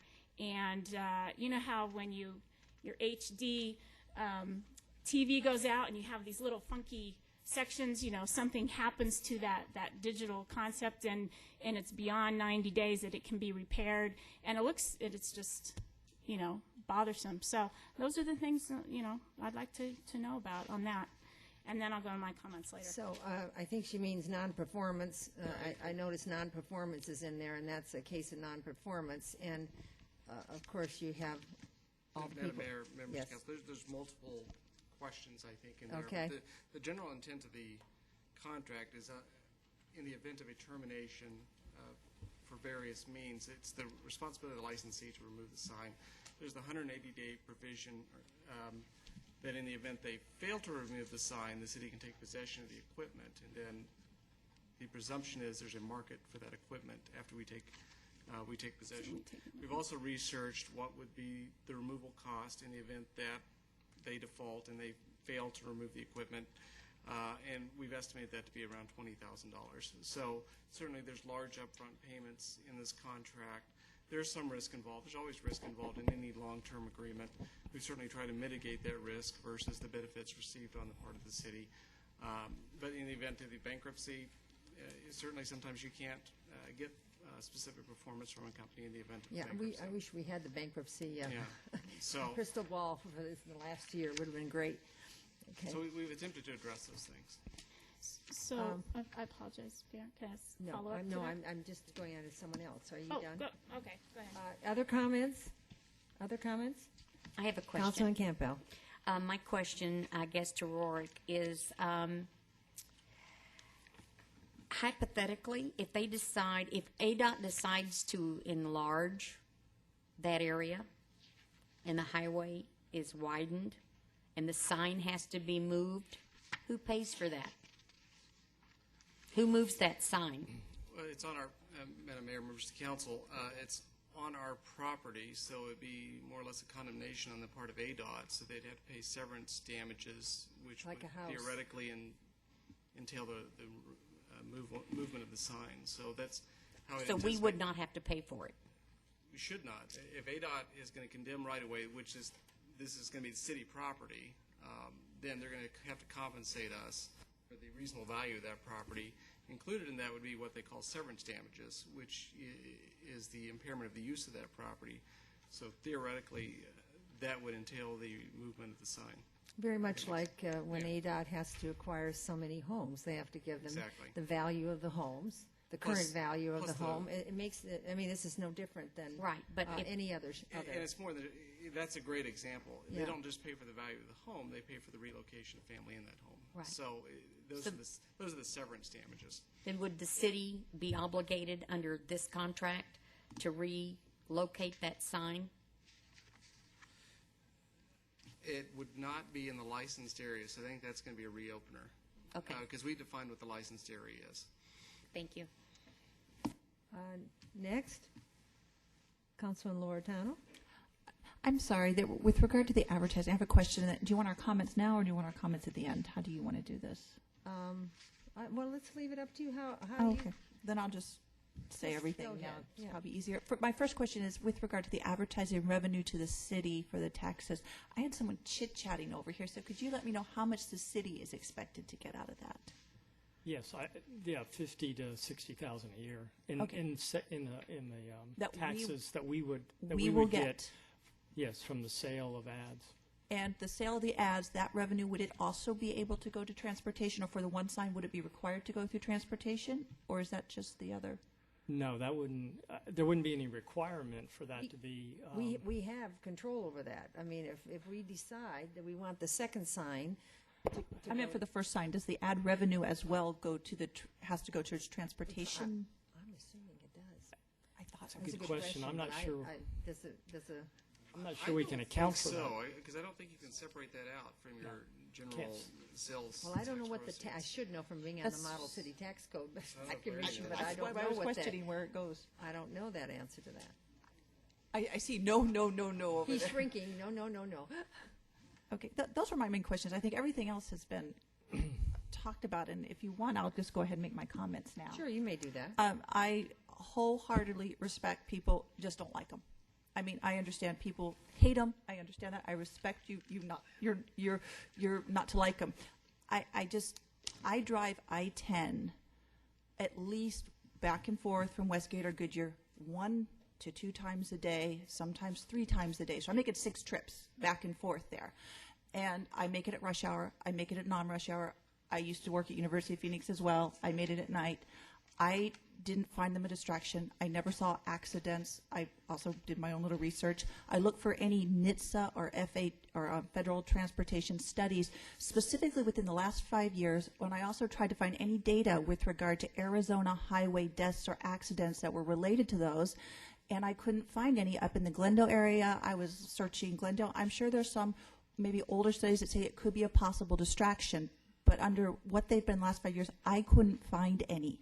And I understand everything is a distraction. That's why the state changed the graduated driver's license a few years ago, because it's distracting to have more people in the car. That is an actual distraction, having people talk over there. Driving to downtown, I see people. This morning I saw someone shaving.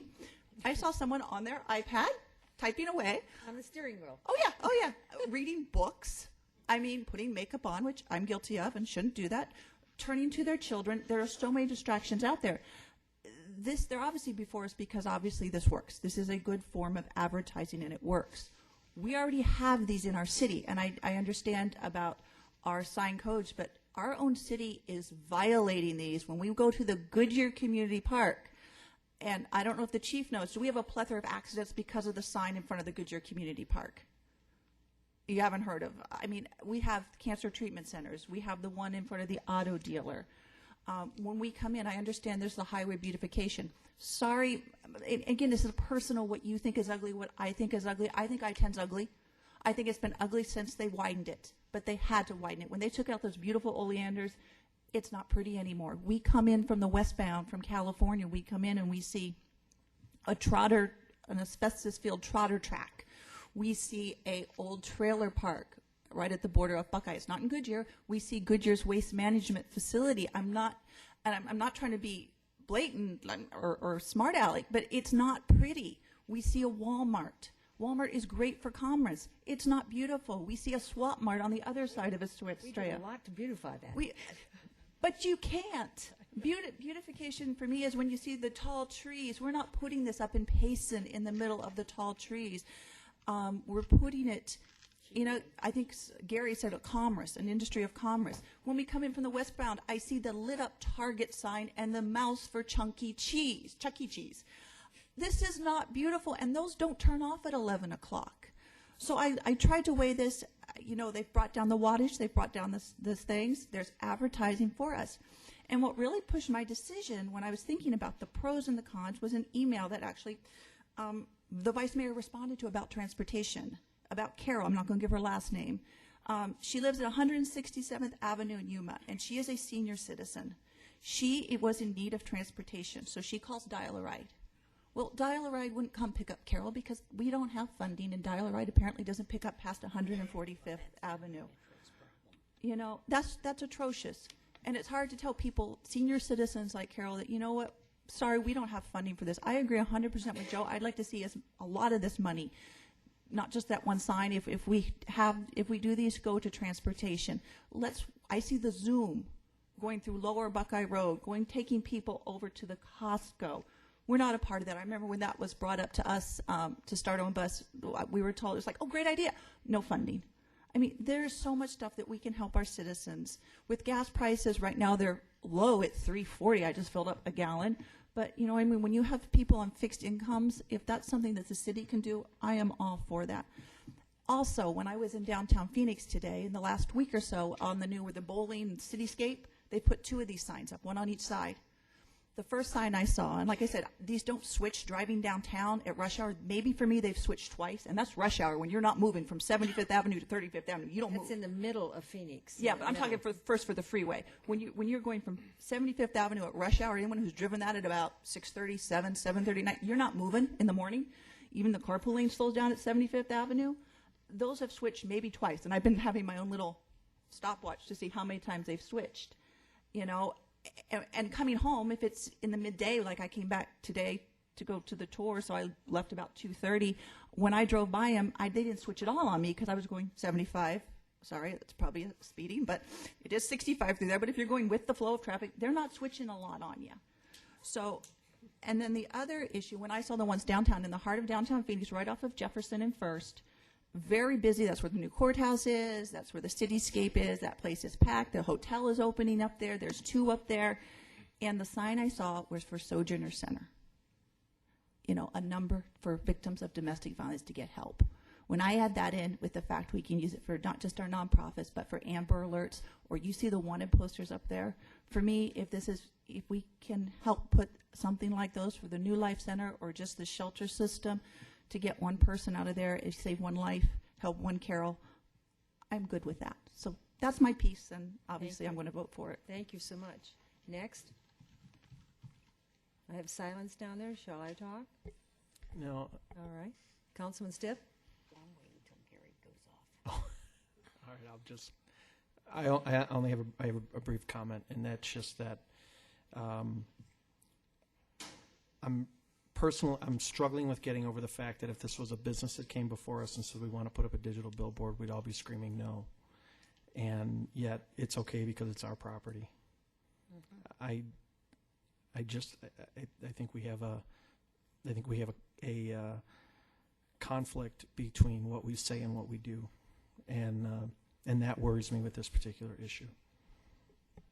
Councilman Campbell? Well, I'm not in favor of the billboards for several reasons. And the biggest reason of all is apparently I am the only council member that has received more than 5 or 10 emails and phone calls from residents in opposition to putting billboards in our city. I know that the billboard companies say it is not a distraction, but if it wasn't a distraction, they wouldn't be putting digital billboards up. And it is a distraction. If you're going to look away 2 seconds or 5 seconds, that's enough to run into someone or cause an accident. We can turn off our cell phones, but we cannot turn off the digital billboards. And to me, digital billboards are visual pollution, they're sky trash, they're litter on a stick, and they're the junk mail of our highway. And while Interstate 10 may not be very pretty, I don't want a bunch of billboards up and down 10 to make our city look junky or Las Vegas style or Times Square style. I love the beauty of the mountains and I don't want to block them. I like the dark skies. I don't want a bunch of light ruining the ambience and the quality of life that we have. And it kills me to think that this contract is going to go for 25 years because that's a long time to tie down councils in the future. And we can't get out of the contract for what, the first 15 years? And it's just unconscionable to do that. I realize that there are some concerns that we don't have money for a Zoom or for transportation issues. Regarding the lady on Yuma who did not have transportation, that's a rural metro problem. They're the ones that stopped that line from going to where it is, and they need to address that. But I just, in conscience, I was voted in by the people. I'm going to represent the people that have contacted me to tell me they do not want digital billboards in their city. So I'll be a no vote. I guess it's my turn? No, You I go thought you last. spoke. I'm sorry. That's okay. Councilman Gilzer. Well, we think we've gotten it. I'm sure everybody knows where I stand on this, so I won't. I've, but I sat there and listened to Councilman Pizzillo and his idea of utilizing the funds for transit from both signs, and I really thought, I hadn't even thought about that, and I just thought, wow, that's a great idea. That's something that we have striven for over the last 10 years, and we have not been able to find money, and now we will have a dedicated source from one sign, and there is no reason that we couldn't just say, okay, we're going to utilize this money for that kind of a service to our cities. I come from a media background, an advertising background, a marketing background, and I really believe in this. And my position has not changed in 30 years. When Lady Bird Johnson's Beautify America legislation was passed, I was very upset because I used to travel around the country and I could not, there was no GPS and there was no, you had AAA trip tickets and you might find the things. But the interesting things of Gator Park and, Reptile City and Waterworks, all those signs went away, and I really miss them. And slowly they came back, and Wall Drug signs are 1,000 miles away, and everybody knows where Wall Drug is in South Dakota. I listened to Councilwoman Loretano, and I really liked what she had to say. I also listened to my opponents. And when I was on Planning and Zoning Commission, I was one of the proponents for, I would rather give a pylon sign 10 additional feet if it would advertise Goodyear on it. Sometimes we were able to get it, sometimes we weren't. But I-10 is an avenue of commerce. It is a piece of infrastructure that we need to maximize the value for, and this is a great opportunity. So I will be supporting this with enthusiasm. All right, I'll give you the floor once more before I speak. Vice Mayor Osborne. Thank you. There are reasons that can be argued, definitely, pros and cons, and I can't argue with the dollars, that's for sure.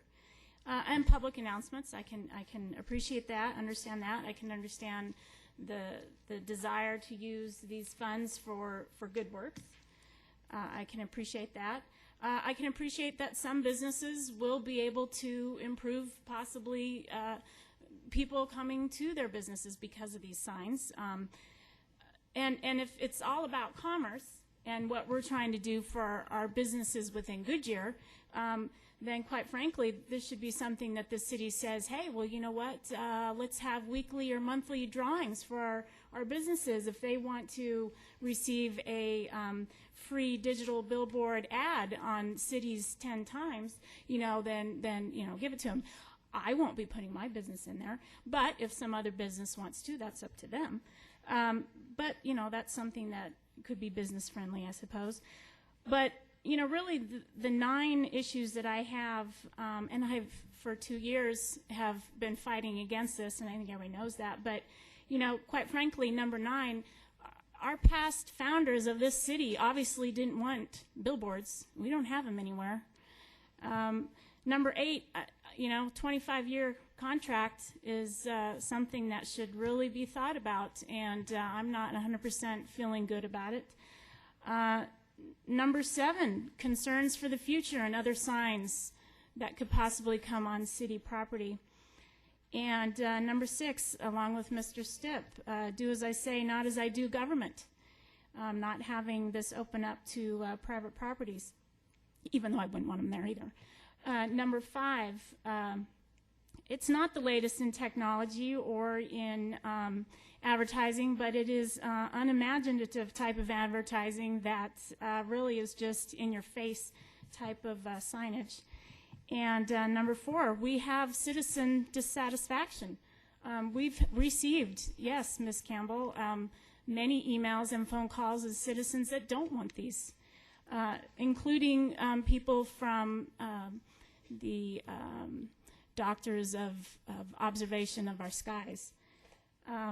Number 3, night glare and dark sky ordinances. We have discussed that, and I know that Arizona is one of those places that even though Flagstaff may be far away with the Lowe's Observatory, these are things that should be considered. And I'm glad that at least the signs will be turned off at 11 o'clock because of that night glare issue. Number 2, aesthetics. We can argue back and forth as to the freeway's ugly, there's nothing else there to be seen, what difference does this make? But we are not Vegas, and we do not have an entertainment center that these signs are at, which, if you wanted to argue that, okay, Westgate and Glendale does at least have some form of an entertainment area there, but it doesn't fit us. It doesn't fit our image, and as I stated before, we set design guidelines and we set a city of higher desired impacts, and I just don't think it fits. But number 1, and most importantly, it's still to me about safety. And I have received emails from people that have sent me studies that were done, and quite frankly, one of the prime reasons that we have a government is to keep our people safe. And I still believe that even with all the distractions that, people shaving or people putting on their makeup or whatever else they're doing in their car, we just don't need the perfect storm, and this is adding to it. And I would love to, and this is it's a 192-page study, so I won't read it all to you, but there's some incredible data here regarding crash rates and different things like that. Could you because name of the study? The study is, yes, ma'am? And the year, if we could. Yeah, and it is old. It is old. Safety impacts of the emerging digital display technology for outdoor advertising signs. The final report was done in April of 2009. This section I'm looking at right here was the Wisconsin Department of Transportation District 2 Freeway Operations Unit in 1994, so it was older. And but it was 3 years of a study before a digital sign was put up and 3 years after, and the increase of crash rates because of it. So all in all, to me, I can't think, I'm sorry, to me the reasons that I feel outweigh the reasons to have it, and so of course I will be voting no. Thank you. Thank you. Any other speakers before the mayor speaks? Well, thank you. I really appreciate that this council, and as I told you from the last few weeks when you approached me several times, I said to you, vote your conscience, vote your beliefs. That's what you're here for. Say what you want to say. I appreciate it. I respect you all. We can, whatever this vote ends up, we'll walk away, still be good comrades, still work really hard together. As I said to you, that doesn't matter. For me, I support it. This is a transportation corridor. We are fighting right now to improve the borders, to bring more truck traffic through, because the truck traffic's not getting through with the fresh vegetables, and they're spoiling at the border. So I know that MAG and all of us are working on how can we improve the transportation to get across the border to bring commerce through. The number of trucks we have are going to increase twofold. When you look across the highway at I-10, most of the day, it's full of big trucks. Now, that's not artistic. And you can't stop that. And when we widened that highway, when that I-10, we knew what it was going to bring. I can tell you that I talked to the CEO of West Valley Hospital, and I said, if this goes up, because they've been in need of a sign that people don't know where the hospital is, and so they've been trying to deal with this, deal with what we allow at the emergency area and what we don't allow, because we're a special city and we don't want to let people know how to get into the hospital too much, because we've got to make it look good. So there are changes that you end up making when you make all of these rules by the nature of your city developing. And she said, yes, we would use that to say West Valley Hospital, especially the one at Dysart, because it's perfect for that. So, you know, I look at that. We had a budget committee that met. How many people on that budget committee? Somebody threw out the number. 25. Huh? 25. 25 people. It was their recommendation. Talk about the number of people that have supported this. They supported it a long time ago. The process in which we have done this has been slow. It's been back, what year are we saying we actually started this? Almost 2 years ago. 2 years ago. 2 years ago, we've been putting out slowly information, what our direction was going to be. So we've been very upfront with people on this. I don't think, I mean, I know Vice Mayor, and I respect the people, whoever did that study, but the most current studies do not show that. The most current studies are saying, please don't text in the car. Please don't look down. Please don't dial the telephone in the car. That's what the studies are saying. That's where the accidents are coming, and that's where people are going to start getting tickets, and they do in some cities get tickets before that. So we don't have any transit. I've been on the council since 2005. There hasn't been a year that's passed that I haven't gotten calls from people for dial a ride. People that need to go from point A to point B. We now have another retirement community. How many miles up Australia? 15 miles. A retirement community. We have the Pebble Creek retirement community. So we have two communities that really, really are in need of transportation. Historical Goodyear, I've had several people call me through the years from Historical Goodyear. How am I going to get to the doctor? So we really need it. So when the shopping center comes, how are we going to get the people from point A to point B? When we bring some entertainment into the city, which we all say we need, how are we going to get the people around? It doesn't happen overnight, and this money isn't going to give it all to us. It's going to be a start of transit. And I look at when I visit the mayors and we have dinner, and when I went to the Zoom opening at Avondale, I was so jealous when I saw those little buses pull up that have a back that opens up, that wheels wheelchairs and things on. and they can go around to a number of areas and take citizens who need help. These aren't citizens who don't have money. These are citizens that are old and they're incapacitated. So they don't have a way to do it. If they're like many of us, our children don't live near our area. They live in other states. We don't have that kind of help. It's pure and simple. As your city grows and moves ahead, you need to move ahead in transit. And if you look at the budget and you look what's coming as far as what's coming into the city, we are not going to have enough money. This is going to get us a great start. You talk about, oh, it's going to do this, and so it's going to do that. Joanne, there's been so many changes in the city since you moved into the city and I moved into the city, with buildings and signs and height.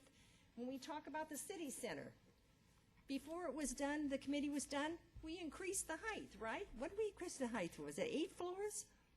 Something like that, as I remember. So 170 feet. Pardon? 150 feet in the center. 150 feet. And how many stories is that? Because I have no idea.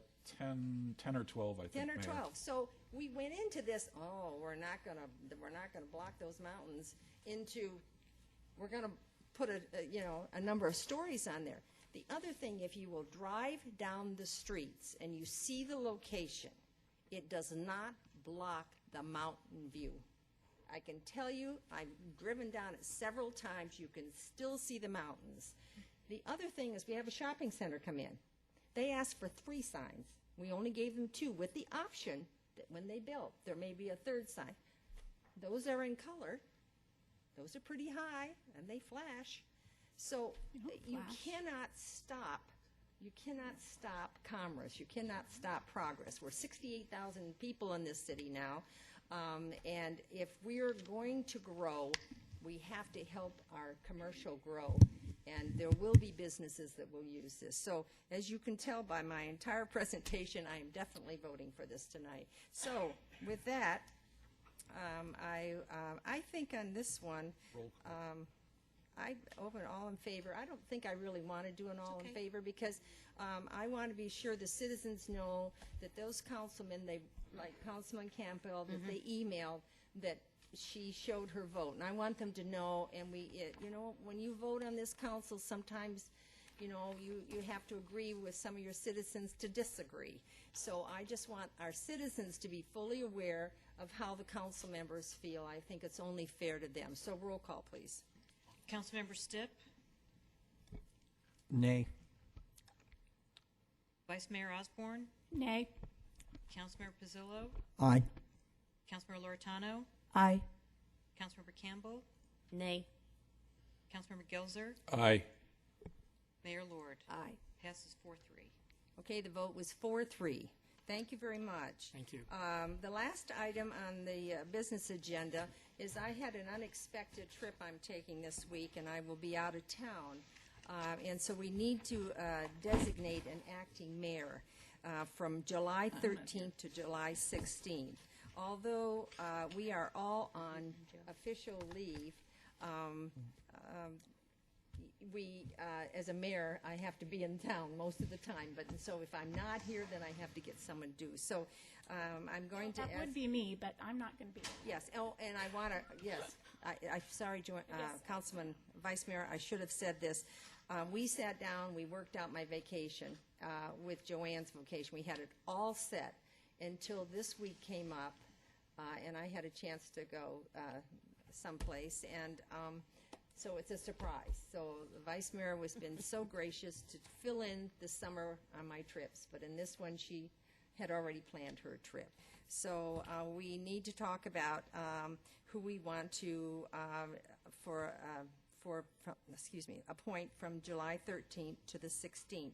And we've checked the calendars, and what the calendars say is that Councilman Pizzillo is the only one in town. So, Great. Okay? So I have to tell you, I'm laughing because it's a mass exodus this week. So staff, you're going to get so much done in the next few weeks without all the interruptions. So could I hear a motion? So moved that Councilman Pizzillo become acting mayor during Mayor Lord and Vice Mayor Osborne's well-deserved vacations. appreciate it. Do I hear a second? I'll second. I heard a motion from Gilzer and a second from Councilman Loretano. Do we need to do a roll call vote on this? All in favor say aye. Yes. Aye. Ayes have it. Mr. Pizzillo, you are the mayor for the week. Congratulations. Don't try to do anything too severe while I'm gone. Okay, now we've come to the time for councilman's comments and reports. Anybody want to start?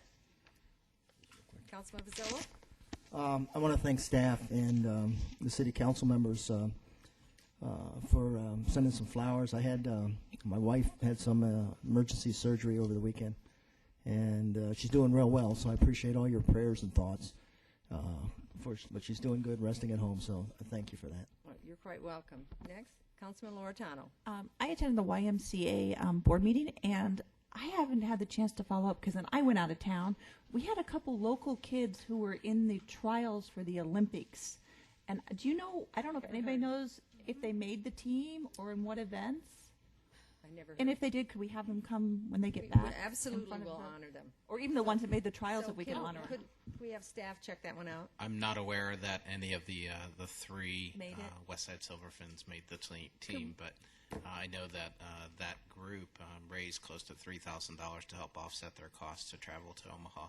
Could we still have them maybe come in front? Yeah, can you confirm that Absolutely, for us? We would I will. really appreciate it. I'll make that happen. Since we're not going to be back to the Olympics start, I just wanted to bring that one bit of news. I was so excited. We were actually watching them swim. I'm looking to see who they are and stuff. And Any others? Well, I'm going to spit it out. We're still, I mean, we could sit here till 9 o'clock, right? We don't We have have to have a special meeting. Yes, I know we have a special meeting. That one I didn't forget. Thank you, ladies and gentlemen.